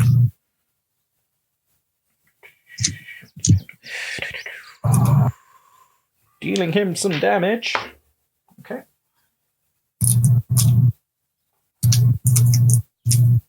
And then as he's kind of reeling from that impact, it snaps forward with its jaws and attempts to bite him. But at this Salent kind of gets his composure back and catches the jaws in his bow and kind of holds it back as it bears down on him. Sorry, that wasn't even on purpose. And he's currently wrestling with this bear. And it is Runt's turn. Runt will do, as his bonus action, will kind of pound his chest in his baritone voice, just, come on, we've clearly got this. And all of you gain 5 temporary hit points as he uses his Path of the Hero trait. Cool. And with his action, I'm so glad I have D&D Beyond, everybody, because it does things and stuff. D&D Beyond. D&D Beyond! It's amazing. Goes to stab forward at him, and as on his... Actually, he's prone, so he get it at advantage. Okay, never mind. Apparently only Dan can roll high when controlling Runt. Stabs down at this creature who just literally catches the spear, maybe a hair's breadth away from his face, and just growls at him again.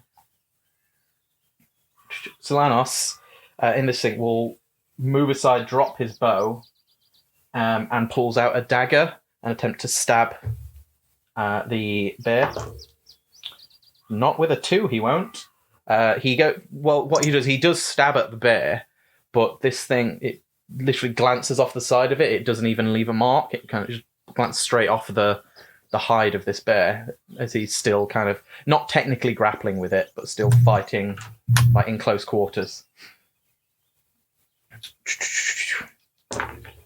Agonaut uses half his movement. He stands up, and as he does so, you hear bones breaking and cracking as he almost mend back in place, and he wipes his nose, looks at the blood, looks at you, Mercy, and goes berserk and decides to charge at you. So all 3 of you, actually, Runt and Kaya, he's still technically he stays within your range, but Runt and Kaya get attacks of opportunity as he runs past straight at Mercy.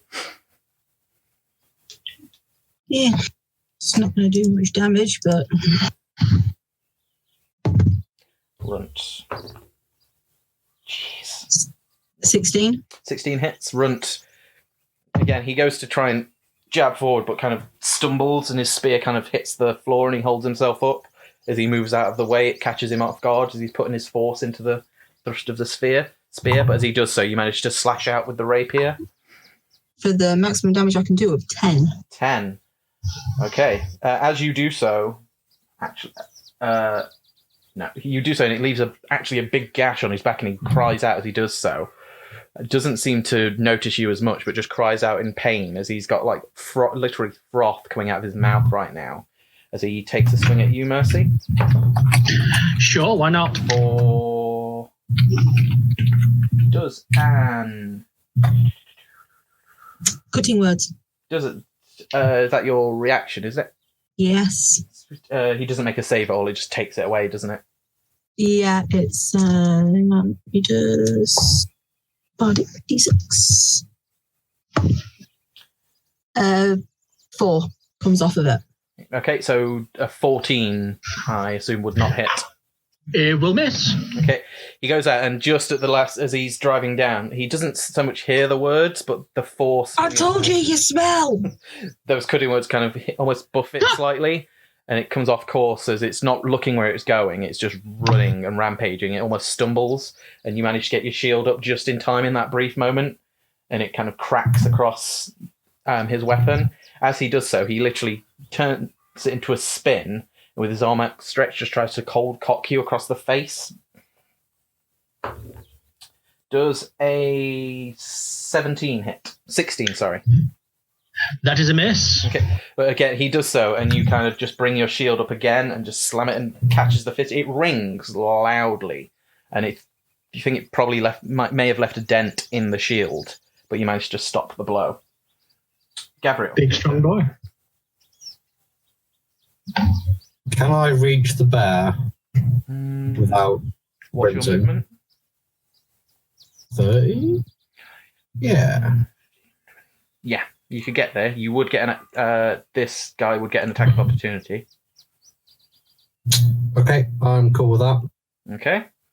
In that case, I want to beeline to him. Okay, I'll take my licks off. Yep, he'll take a Man, swing at McMahon you face. with his pitchfork thing. I don't know what the name of it is. Does a 15 hit? No. But yeah, you're just... Again, shields are just his enemy. You don't have a shield, don't you? I've got a shield, yeah. With your yeah, he swings out and it just glances off of your shield and just makes like a nails on a chalkboard noise as it scrapes past. And you beeline it to the bear. As you get close to the thing, you look, and its fur, it looks almost like it has a metallic sheen to it. Like each of the hairs looks almost like tiny wire. Still brown, still looks like a bear, but the texture of the hide looks different. All right. As I'm belting over to it, I want to shout to, I can't remember our guide's name, but just to back away from it. Mm-hmm. And I'm going to abjure enemy on it. Okay, what does that do? Creature within 60 foot, wisdom saving throw on a 12. If it fails saving throw, its speed is reduced to 0. Okay. And it can't benefit from bonuses to its speed. Well, that is a natural 1.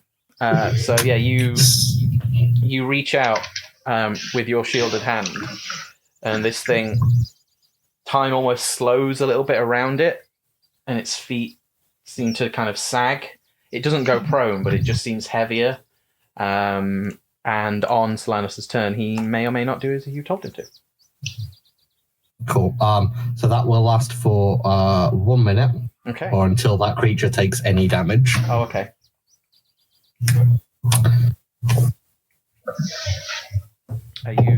You still have an action, I assume, if that's bonus? I still got a bonus action. I'm also then going to. It depends if that. What's it called? If that was Vow of Enmity on it. do they count as abilities or spells? They're Channel Divinity. Okay, that's fine. Just if it. How many channel divinities do you get? Channel Divinities don't say anything about being a spell. No. I mean, how many channel divinities can you do per rest? Nothing says I can't do multiples of them, but if I can't, that's You fine. can do multiples, but you normally have a set amount per rest, and I know you've used one already, so it depends if you have enough to do. Nothing on them says there's limited usage to them. Okay, that's absolutely fine. On either of them. We'll check that another time, but for now, that's fine. So yeah, So I'm, advantage on your next strike well, I've got advantage on it until the vow goes away. Yeah. No worries. Okay, is that? I take it that's everything. Bonus action. Yeah, yeah. Aya, it is your turn. I'm going to peek around from the other side of Runt Mm-hmm. look at Bone Boy, and I'm going to cast Dissonant Whispers. Sort of, Okay. roses are red, honey is sweet. We can't stand you, but he'll knock you off your feet. Hey. So, oh, here we go. Now it's trying to remember precisely. 2d6. So I need a wisdom saving throw, please. Okay. And what's the DC on that? 13. He gets, again, I think there's the exact same roll. He rolled a 17 and a 19. So yeah, again, it reaches out, but much like and it before, just goes completely around him. Like, Mercy, you feel like you just hear like whispers, like almost ethereal whispers pass you by as this happens, but he does not react at all. Then as my bonus action, I am going to inspire Mercy. It's like, you can do this. This is good. You're fine. Persephone will guide you. She'll guide your hand. Okay, and that's a D6. D6. You can have to attack check saves for the next 10 minutes. Yep. Yay. And are you staying where you are? Yeah, I'm staying hiding behind Runt. Yep, that is fair. It is your go then, Mercy. Cool. Is he equal, same height as me, or anything like that? He's about Is he the a same big boy? size he's about the same size as Runt. So That's who. Sorry, I lost you. Runt. Oh, so just a tiny bit taller. Cool. I'm just gonna just dead eye him straight in the face and say, "Oh, you think you are just so disgustingly evil. Oh, you have seen absolutely nothing yet. I'm going to unleash my necrotic shroud." Okay. For those of you, what you see next is, as Mercy's talking, it almost seems like light around her is being absorbed until a shadow kind of appears around her space, like the sun's just gone behind a cloud, and then it erupts, and you hear a cracking and a tearing as two dark purple spectral wings appear from Mercy's back that look almost skeletal. Yeah, I got you. Look skeletal in nature. There's no feather. It is just the bone structure of these wings that kind of move out in an almost wounded bird fashion as they spread, and you can hear them cracking and popping as they spread out. And he has to make a wisdom save, I believe, or be frightened. It is a charisma save. Charisma save. I do apologize. It's okay. That's even worse. Ooh, okay, he rolled a 9 and a natural 20. That's fair enough. So, yeah, in his berserk state, again, you feel this come out, and the darkness kind of erupts out like a visible wave as you do this. But again, it kind of almost moves around him, trying to avoid him, and he's just still frothing at the mouth, eyes like glazed over and bloodshot.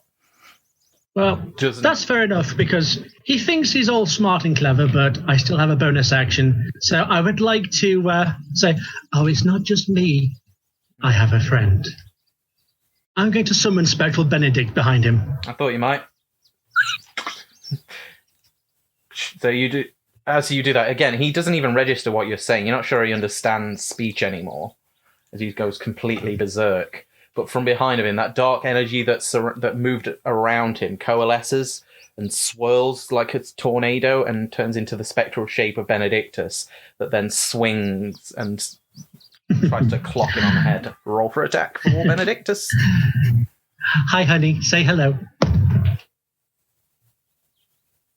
I'm going to use the... No, I'm not, because I think I'm pretty good regardless. 17. 17 definitely hits. No, that's fine then. Excuse me, sorry. That's all right. I'm slow as anything today, so. Buttons and shit. Buttons. Who's got the buttons? So we cast that. There we go. So that is going to be 10 bludgeoning, 3 necrotic because of the necrotic shroud. Okay, again, it clocks him straight on the floor. And that was almost a natural 20. Then it turned into a 2. Oh. So you do so, and he's on the floor prone again, and he tries to get up. So you just kind of twist your hand, and Benedictus just keeps hitting him and hitting him and hitting him, and he drives into the floor and just becomes just this horrible mess of broken bones. And you can hear like rasping breaths, but he is out of this fight. Oh, I'm sorry. Did you want to say something? No? Okay, shut up then. Okay. Luke, Channel Divinity, I've definitely cheated. So I only get 1 Channel Divinity of any kind per short rest or long rest. Well, and I've now just used it 3 times. So do you want to discount the 2 Channel Divinities I tried to use, and I'll just run over in front of the bear? Yeah, no worries. Well, it does. So it can still move and things. Yeah, it hasn't changed yet, so it's not too bad. Yeah. So don't worry about that. And I take it that's your turn, Mercy. You're not going to want to move. Well, he's now like pretty much out of this fight. I don't think she heard me. Yeah. Okay. It is the bear's turn. He, seeing you charge in at him, he's going to try and bite. He's going to try and bite you first. Not with that, he isn't. With a 10. Nah. No, I didn't think so. And at that, he's going to take 1 claw attack at you as he misses, and you kind of just, again, get your shield up. And 1 claw attack at Silanos. So the one at you, he rolled that's better for him, a 17.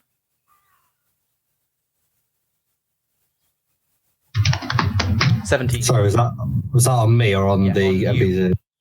Oh yeah, 17 doesn't hit. Doesn't hit? Yeah, he claws at you and it just rakes across your shield.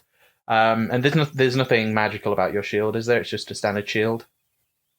No, standard shield. Okay, rakes across it, and you can see like this massive rending across it, like where it's taken some damage. And the one at Silanos, you can hit NPCs.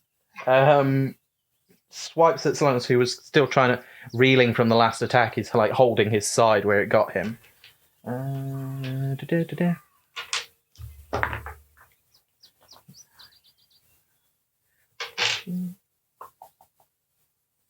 Takes another hit on the same side and just reels away, and like you can see this spray of blood just hit your shield and across the forest glade from Silanos as he takes a big hit to his midsection, leaves this huge gash in his hide armor, and across him he's like holding and like visibly he's not looking great. He's still in, but he's definitely wounded as this thing just roars.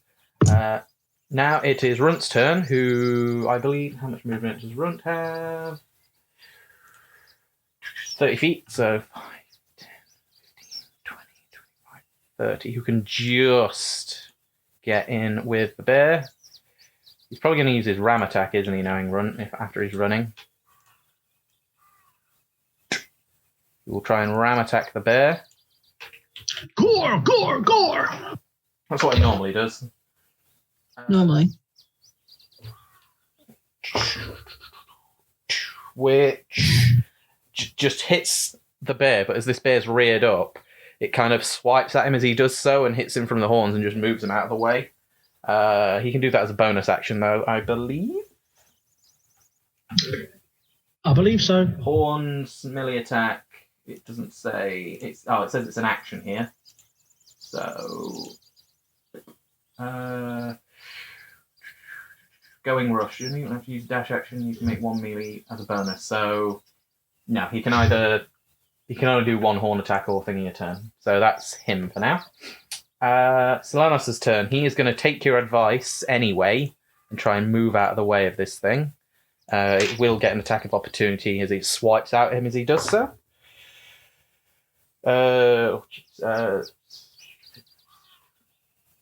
Just manages to hit him on the back of the leg as he does so and just catches him.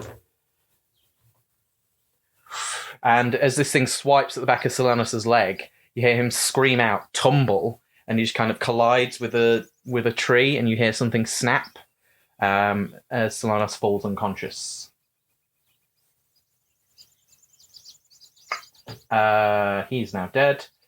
Gabriel, it is your turn again. Wait, who's now dead?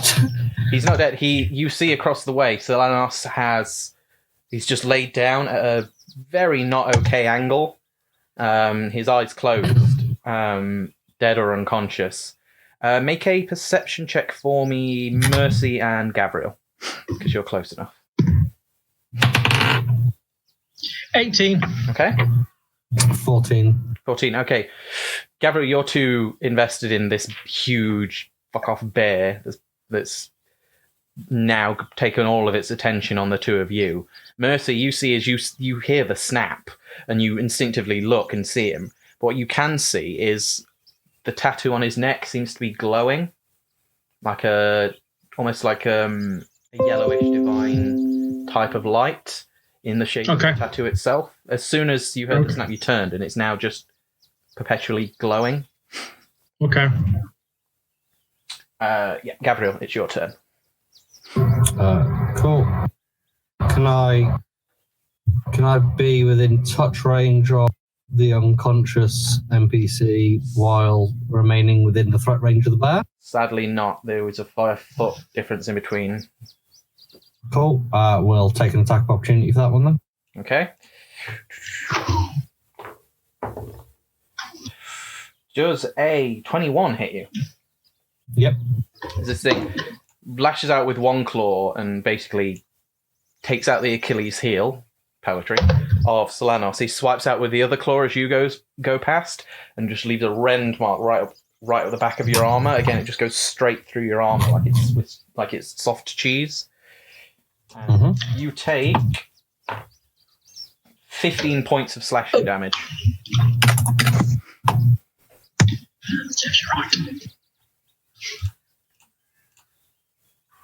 Cool.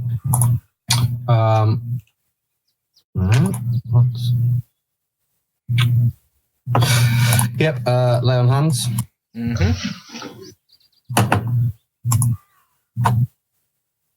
15 points healing. Okay. So 15 points. You kind of do that, and you see almost like time reversing, like where his arm was bent back the wrong way and his back seemed to be at a funny angle. It kind of snaps back in and moves back into place as he's glowing with that divine light. And just as the last kind of bone snaps into place, he just takes a big and opens his eyes, looking up at you. As the divine light fades from your lay on hands, you see, and the tattoo on his neck that you now notice was still glowing after the divine light left, slowly fades back to just ink. Awesome. Okay, is that everything for you, sir? Yep, that's everything. Okay, Kaya, your turn.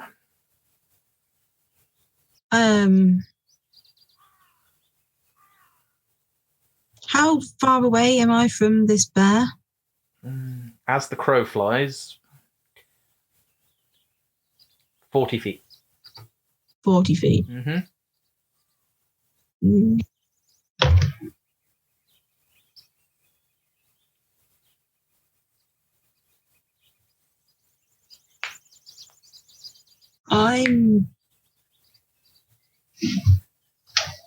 No. I want to get closer. Okay.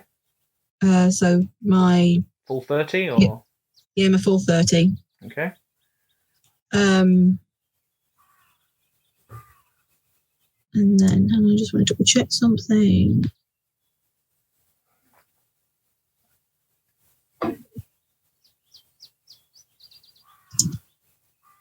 And then sort of, I'm going to aim specifically so it only really hits the back end of like the actual bear itself, not hitting anything else. And I'm going to cast Fairy Fire. So can I have a dex save, please? You can. If you're trying it, it's like a 10-foot cube, isn't it? It's a 20-foot cube.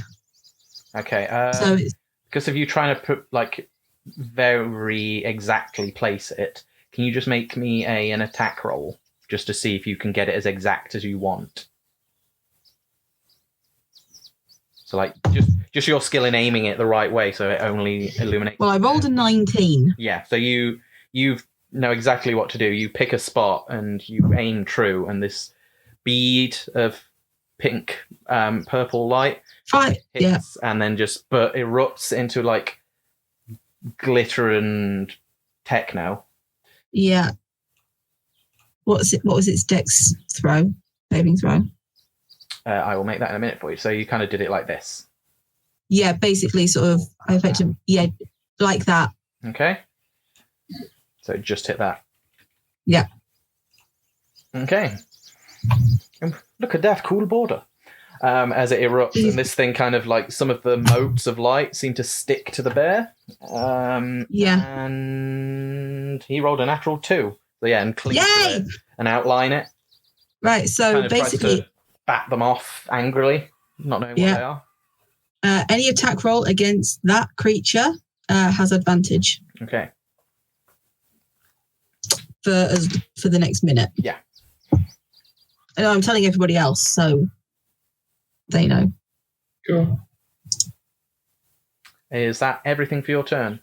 That's everything that I'm going to do for my turn. Okay. Mercy. Right, first things first, I'm going to move Benedict 20 feet closer. He probably won't be anywhere close, but it's fine. I just want to get him closer.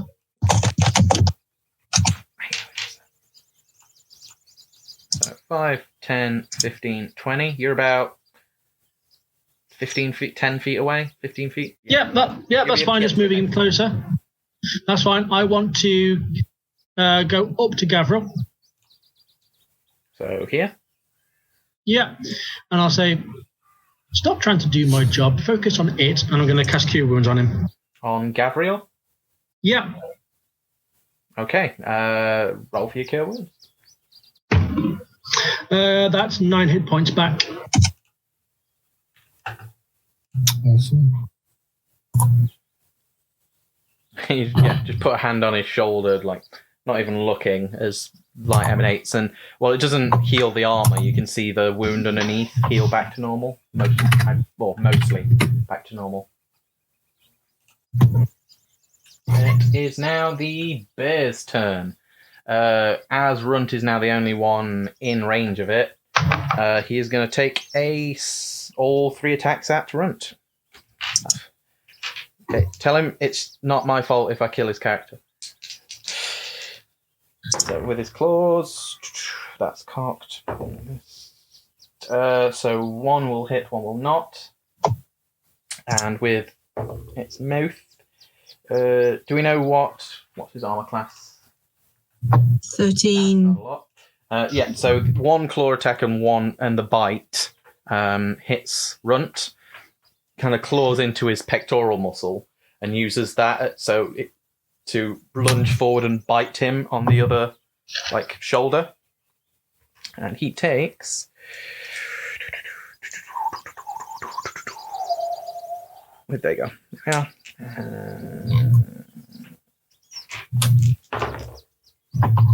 Okay.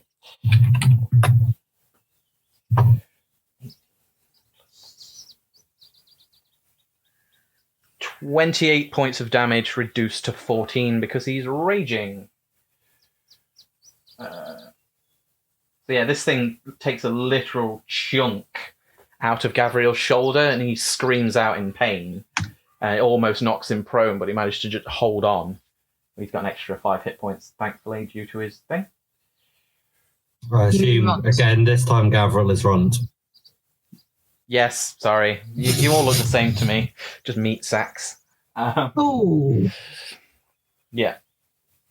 So, yeah, but he looks he looks in trouble. Even raging, he looks in trouble. But it is now his go. So he pushes the bear off and with his spear just levels it and tries to drive it two-handed straight through this bear.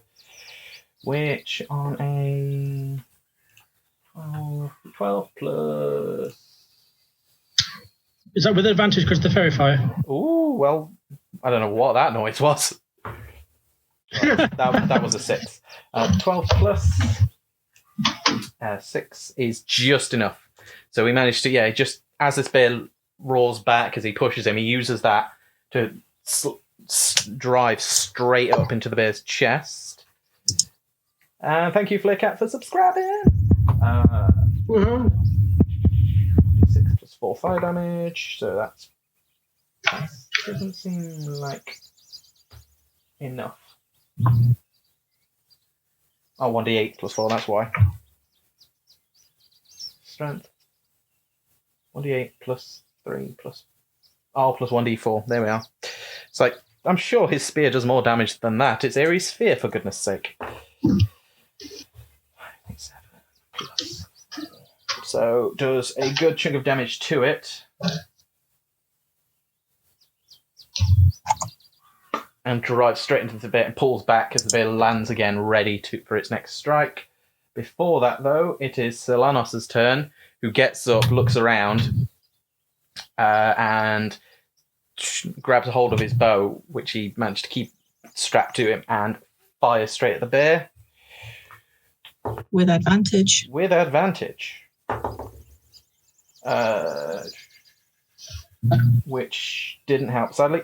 Again, he hits the bear, but almost it's like firing an arrow at a brick wall. The arrow itself, as oversized as it is, just snaps and hits off as it hits the bear's toughened hide. And he is then going to use his movement while he can. He gives you a nod of thanks as he gets low and like almost Naruto sprints across out of the way. And it is Gabriel's turn. Hi. I'm gonna stab the bear. Are you stabbing it from there with your lance, or getting closer? Well, I'm just gonna double check I can actually make use of a bonus action because.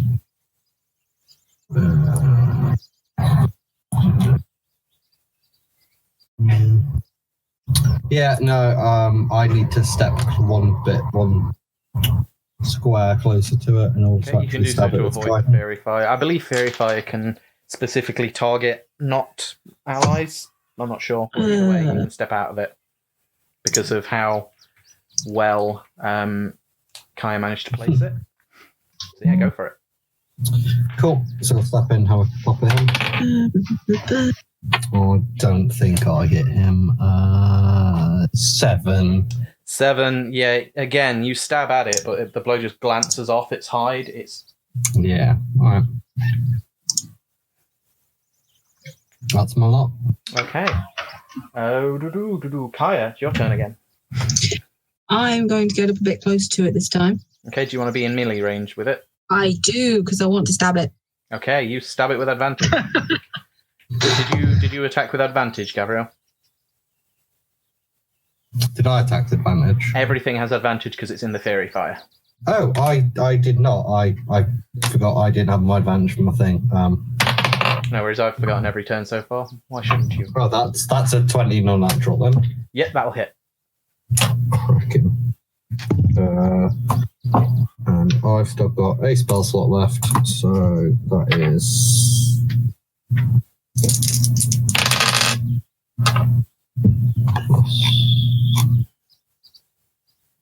12 damage, 3 radiant. Is that 12 normal plus 3 radiant? No, sorry, 12 damage, 3 of that is radiant damage. No worries.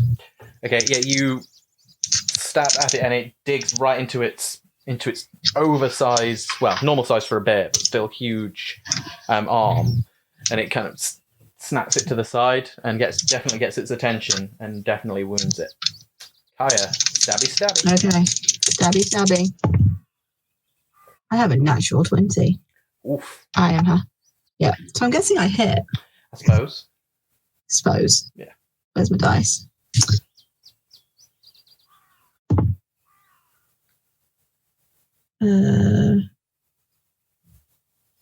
It's doubled, isn't it? And then my modifier. Yeah, double dice Or my roll modifier. for a massive 10 damage. You again, whilst you can see that this thing, like, it's the hide in it is like iron tough. So instead of trying to slice at it or just randomly jab at it, you see the wound made by Runt's spear, and you, with perfect aim, just stab into the already made wound, and it roars out in pain as you draw back with the rapier and do it some more damage. Yay. Is that everything for your turn? It is everything for my turn at the moment. Mercy, it is now your go. Okay, so I would like to move directly behind Runt, just in case stuff happens. Okay. You can definitely do that, so here. Lovely, yeah, that's fine. For my action, I would like to path to the grave the bear, Okay. which is my channel divinity, which basically means that the next thing to attack it is vulnerable to all of that attack's damage. The next thing which hits, isn't it? Not hits. Correct, yeah. The next attack that hits it, it becomes vulnerable, which in this case, hopefully, will be Benedict. So I'm going to move swing Benedict 5, 10, 15, 20. over.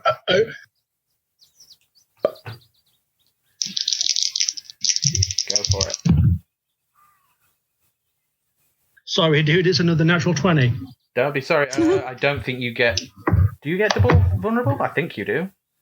It's double dice, and because it's vulnerable, it means it's Just whatever doubles it's. everything. So yeah, so you... Yeah. Benedict just comes flying forward like a hobo rocket.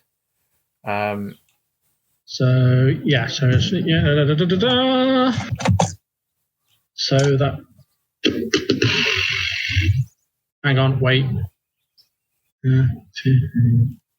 17. Right, so it is 17 damage plus 3 necrotic. And then doubled, yeah? Yes. So 20 damage doubled to 40. Yeah, and Okay. some of that's necrotic. Yeah.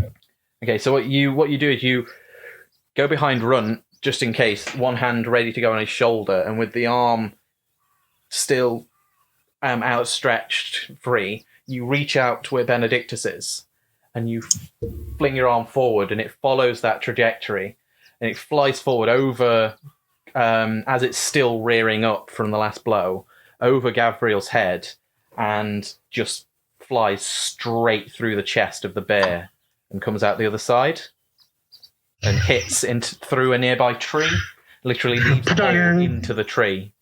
It's like more like a crater hitting it with the force, and this bear kind of and then just falls limp with about with the force of it, it's a very decent sized hole straight through the middle of its chest, still sizzling from and kind of away from the necrotic impact of it. Okay. Lovely. And that we will call that out of initiative, I believe. Ooh. That was close. Yeah, I am very rough right now.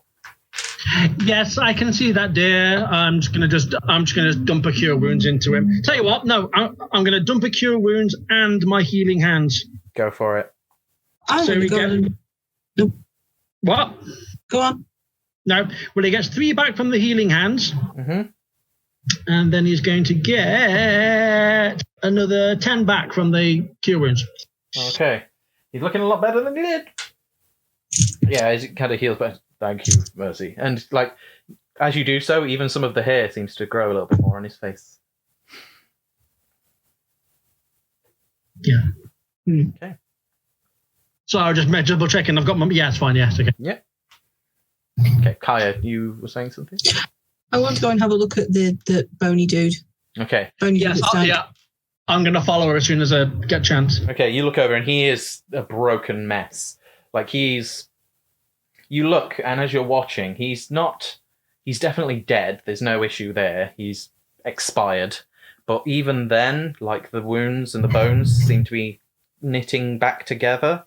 Like, even though the soul has departed, the body is still trying to do its job and heal at an extended rate. And if you give it long enough, like, you give it a few minutes just watching, like, weapons ready in case this thing stands up.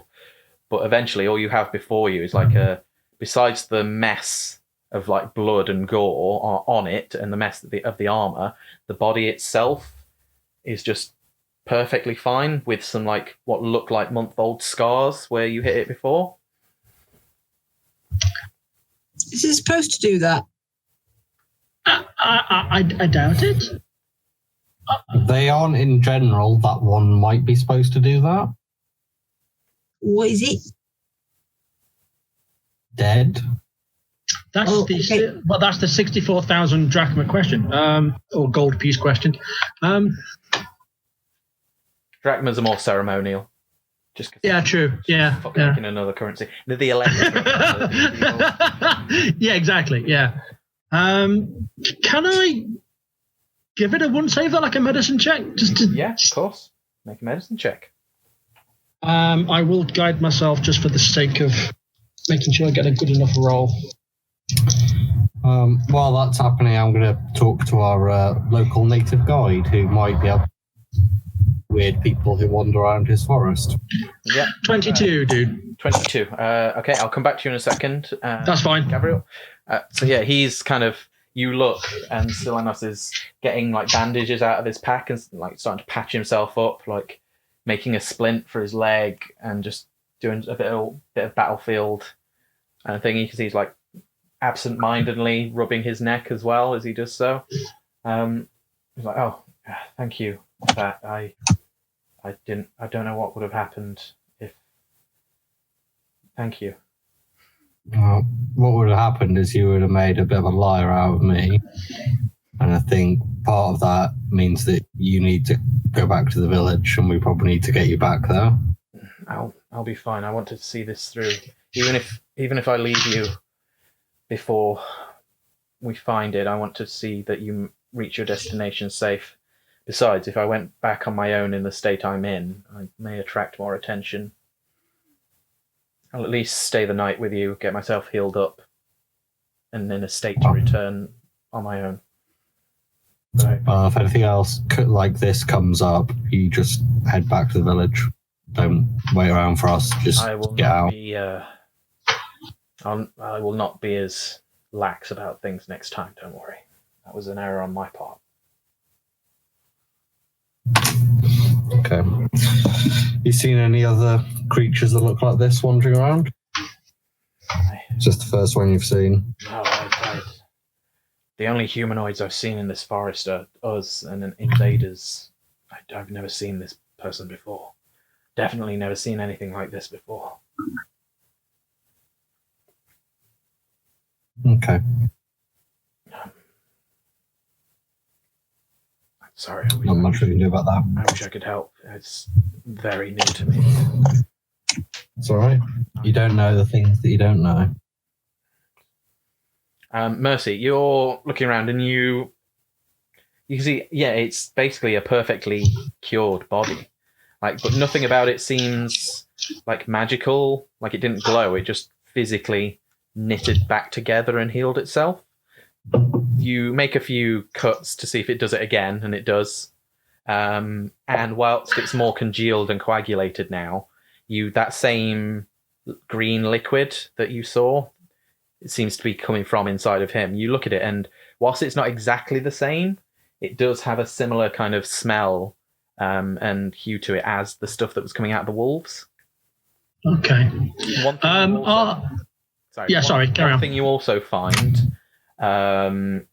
as you inspect the body is on its chest is a brand that doesn't, like, it's still fresh-ish, and it looks very simple, but it is of a snake devouring its own tail. So, Ouroboros, basically. Mm-hmm.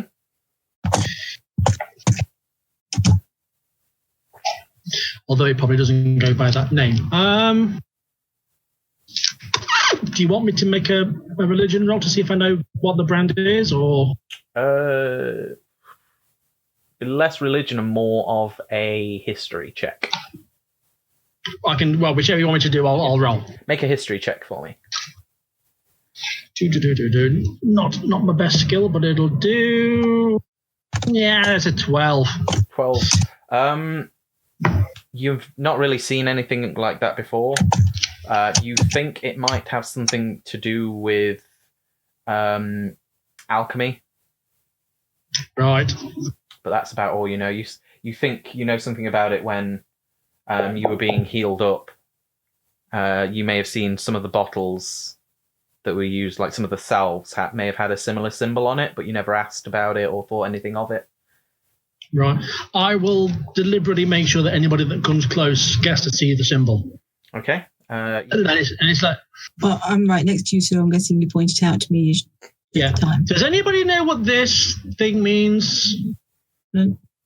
Feel free to make history checks for me. Yeah. I'm not going to have one for it because it's not his jam. And I'm going to ask the I'm going to ask the Furball dude as well if he's familiar with this as well. Okay. 16. I forget his name already. 16. What was that? And 17. History. Okay. I was 16 on history. Okay. Solanos looks and says, "No, I haven't seen anything like that before. No, it's none of the markings that we use. And that's all I know." Gabriel, yeah, you get a similar, and Kaya actually, you both kind of, again, you've seen symbols on some bottles, but they're more used for, you can't think what bottles they are, but you do seem to remember something about it being, like if it was a school of magic, it'd be transmutation, like altering one thing to another. Yeah.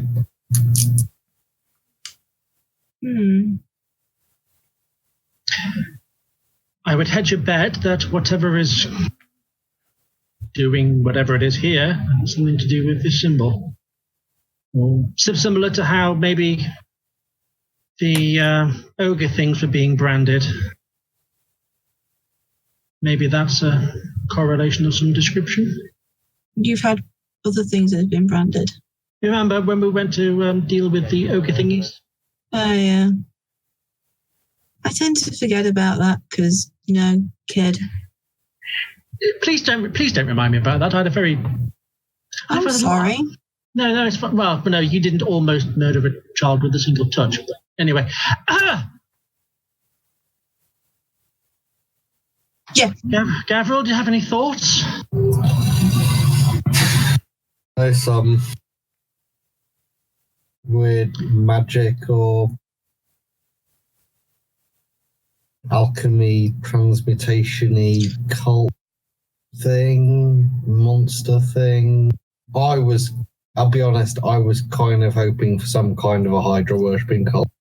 But Hydras have a lot more heads than that. You were just casually hoping for... What the fuck is wrong with you?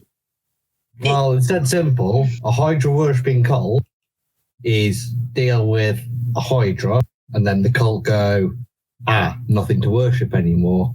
This is something I don't know anything about. Oh. I know how to deal with cults that worship bad things. Yeah, that kind of makes sense. This is clearly something that's altering, so is it possible that... Hecate, forgive me.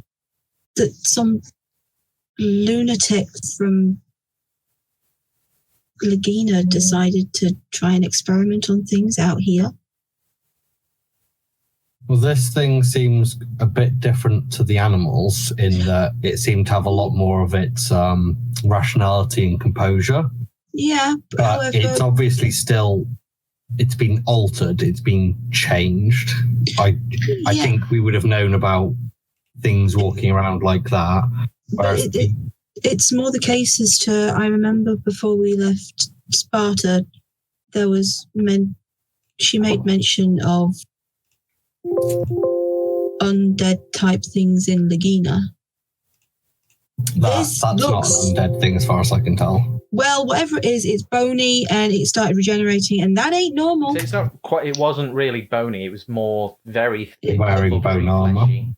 Yeah, it's wearing bone armor, but the thing itself. Creepy people wear bone armor. Yep, sorry, creepy people in cults. But bone happens to be a fairly easy to obtain material that you can make some things out of. I think that the bigger issue is the fact that this body seems to repair itself from non-magical damage. It also bear. body. So What we else know are we gonna come across? that the creatures here aren't, or seemingly aren't, undead creatures. They're creatures that are dying and suffering from some kind of very unusual issue that we don't understand, or something very magical in nature. This thing didn't seem to be like suffering. It was grinning. It was almost malevolent and quite calculated, or maybe sadistic even. So that means I put them, even if they're connected, as two separate things. It might be that one has created the other, or is aware of the other, controlling the other, but they're not the same bracket. There's two things here. Yeah, I mean, like any sort of experiment, you're always going to see sort of wild and varied results, I expect. I wouldn't be surprised if this was a willing participant, maybe, and is kind of a... It may not even be these animals are part of an experiment. They may be a complete byproduct or accident of whatever this thing is that it might have done to itself. And I would certainly hazard that. Yeah, him would probably would be certainly. He certainly seemed the willing type. Let's put it that way. Well, either way, as I said when we were dealing with these wolves earlier, we're not going to learn anything sitting here and having a roundtable debate about it, because we're not getting any more information. So if we're ready to move on, let's just keep moving. Yeah. May as well search the body for anything that might give us any sort of evidence or give us a clue as to what might have come from, or anything like that, or anything just worth taking for evidence, and maybe we can pass on that. Maybe something that I can take to Lagina. Yeah, it's probably worth stripping the body, and then if we can make sure we can find a way to permanently ensure it's not coming back, I'm sure that's something you might be able to help with. I'm going to do a very sort of like quick type sketch of the brand, just so it's for reference purposes. Yeah, sure. Like I say, before it potentially gets dismembered. Yeah, fair. How is it actually branded on this question? Is it a tattoo, a painting? Is it like burnt in? Is it burnt? It looks like a burnt brand. So the skin's kind of raised up around it then. Mm-hmm. Okay. It's the one thing that doesn't seem to have scarred over as quickly. It still seems quite fresh. Quite fresh. Okay. Well, yes. So, anything of note that I can take from the body? Is the thingy, the body of the person? Yeah. Yes, players. Okay. Make an investigation check. Sure. Oh, and can I inspect that 4-pointed trident for religious reasons? You can. I'm going to quickly guide myself, if that's okay. Yeah, go for it.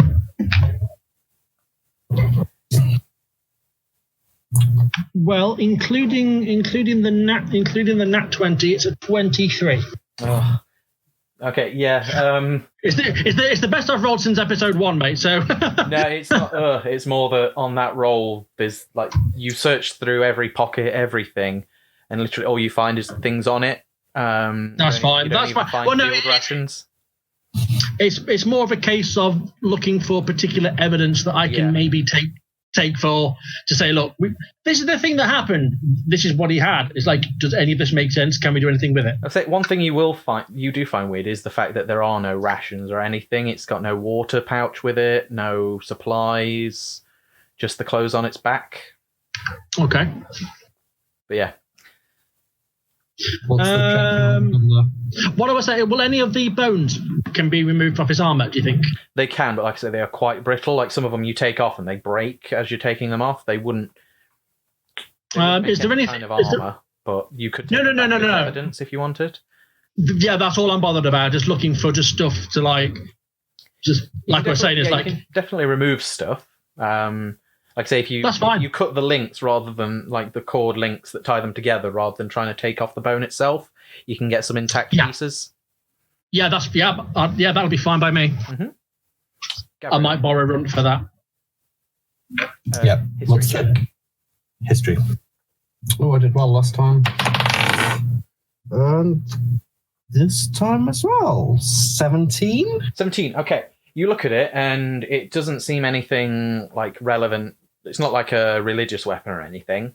From what you can tell, and from what you saw watching, like, you're thinking through, you've seen something similar before, and then you clock on from when you were watching Runt in the arena, that it's what one of the Knoll fighters was using that had the beasts, and it looks like a Beastmaster's pronged spear, basically. Right, okay. That helps. Knowledge. Because knowing is half the battle. The rest of it is immense violence. The more you know. Violence is fine. Okay. Is there anything else you want to do?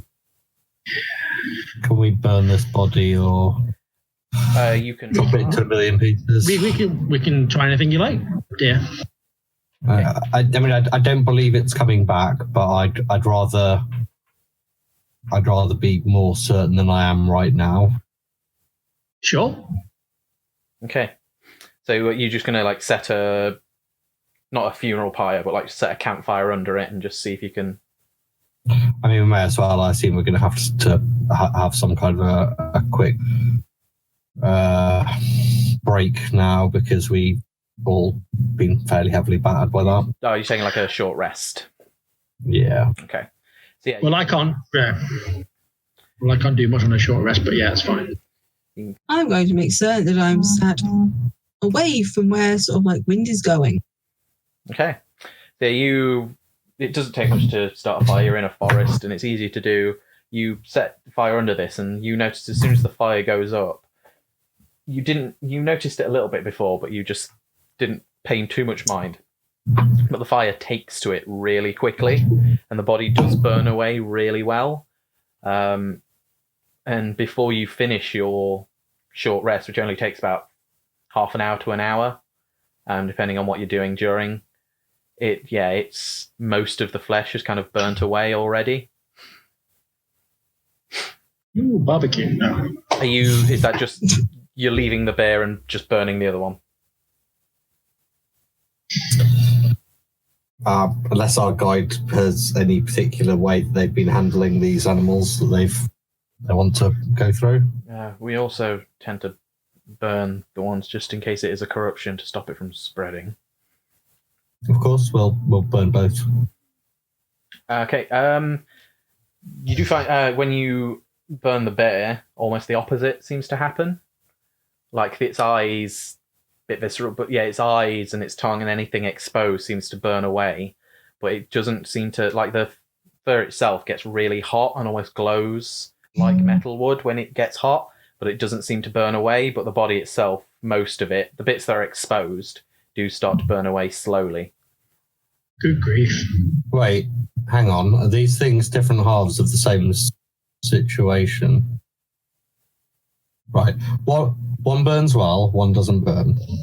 One of them is way healthier than has any right to be. The other is barely clinging on to life and is dying on the inside. Are these things maybe in some way linked, taking life out of the creatures that are here, or taking something out of them? Basically draining life from one thing to imbue something that's not with life. Yeah, if this creature and or other things like it are somehow directly causing this to these creatures in order to empower themselves, that these creatures aren't a byproduct of it, but are actually the fuel or the victims of whatever they're doing, that might mean if we get rid of them, we free them. We free the people, we free the animals. Again, it's the best theory we've got, but again, and we can't be certain until we actually, like you said, no sense in discussing theories. Effectively, as bad as it sounds, we need potential further evidence and proof. So, I think what we need is controlled fire, given by how well that thing burns. I'm not saying we do anything that endangers the forest of catching a fire, but spear gets pretty hot. I mean, I don't necessarily have fire, but I can do a radiant fire if that helps. If they were holding something metal, I can certainly inflict more fire-based Again, injuries it's to them. yeah. Everything's just conjecture, though, like you said. This isn't conjecture. This is something we might actually be able to act on And the next time we meet these things. Yeah. I think. Also, I don't know about the four of you, but I'm much more prone now to believe that we should be focusing on looking for these people rather than just looking around in general. Well, I thought we'd always assumed it was a someone or a something. But it's I knowing thought where it was they a giant are. Hydra. We know you thought it was a Hydra-based cult. Which is still people. We're now just looking at a different type of people. Yeah, exactly. Okay. Well, at least we know at least we have a plan, even if it's not likely to survive more than 5 minutes. Exactly. We just have to find. You mean like all of our these. plans? Yeah, just as long as we find another one of like these people, we can at least try any theories out that we have. Well, the best thing we can do is see if it left any previous tracks, see where it may have come from, and work from there. And then then see how far we can get, and if we have to rest. Does our resident local wildlife person think they've got any idea on being able to track where this thing came from, or where this humanoid came from? He stands up again. He seems better for the rest, but still in like some pain in his leg. He kind of limps a little bit over to where you first saw this thing. Takes a few minutes. Rolls like a baller. Yeah, and after about 2 to 3 minutes of looking at the brook, kind of wanders from one place to another, just looking and seeing what happened. Like seeing snapped twigs. It's like, 2 hobbits lay here. Wait, no, sorry. No. Found. But no, he sees and I can definitely follow this thing. Okay. Well, if we're good to go, let's just be careful. Yes. On the bright side, I think you might be able to keep up with me now. If we need to stop and rest, we will stop and rest and come to patch you up a bit more. Yeah. Right. If you're ready, then let's go. Well, we actually have a trail. Yeah. Okay. No trail we can follow. Okay. You head off following the trail led by Boris, and you're walking. It's still at a good pace. Like, he still knows this jungle. He seems to take more stops this time because he's getting to parts of the forest that he hasn't traversed in quite a while, and you can see he struggles to catch his breath sometimes. He's fine, like he's not dying or anything, but he's still wounded. But you make your way, you make good time, and just as darkness starts to, like dusk starts to fall, you can see the first stars kind of coming out. You keep on your way, and in the distance you can hear distinct like howls a few miles away, but you can hear howls of creatures as the forest starts to become a lot more alive the deeper in you go. And we will leave it there for this week. Mm. Yeah, thank you for joining, guys. I'm glad to be getting back into it. Yay! We will try.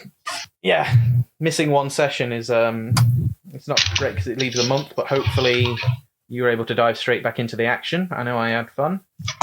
Oh yeah, as well. Yes. Yeah, as you start to get more details of what might be going on here. Yeah, thank you guys for joining, and Dan for when he could. Thank you, Ken, for holding back your theories and going with what Gabriel would believe. Half of my fun is seeing Ken's face when he comes up with something, and like Ken is all Hydras, mate. Ken is a very intelligent man, and he tries very hard not to wizard at this thing, so I thank him for it. But yeah, thank you guys for jumping straight back into it as well. Thank you for all the no worries. And followers that we got this week. We will be Yay! back in a couple of weeks on this channel. I may be having another channel come out, but that will be nothing to do with roleplay, so don't even worry about it. Hopefully see you guys soon, though.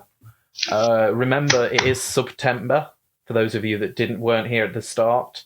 For the month of September, half price on paid subs to channels and gifted subs, as long as you do it on the desktop site or desktop app for Twitch. For some reason, it doesn't work on the mobile sites or mobile app. But yeah, you can get half price on any subs to any channels for the month of September, and Subway are apparently doing a thing. I think someone suggested it might be ASMR videos of people just eating different subs, which I would hate that. A Subway mukbang. Yeah, just the sound of people eating. I'm not too bad with it, but a whole thing dedicated to it, no. But anyway, yeah, thanks for tuning in, guys. We will see you again in a couple of weeks. And remember that the gods, they are watching. Bye!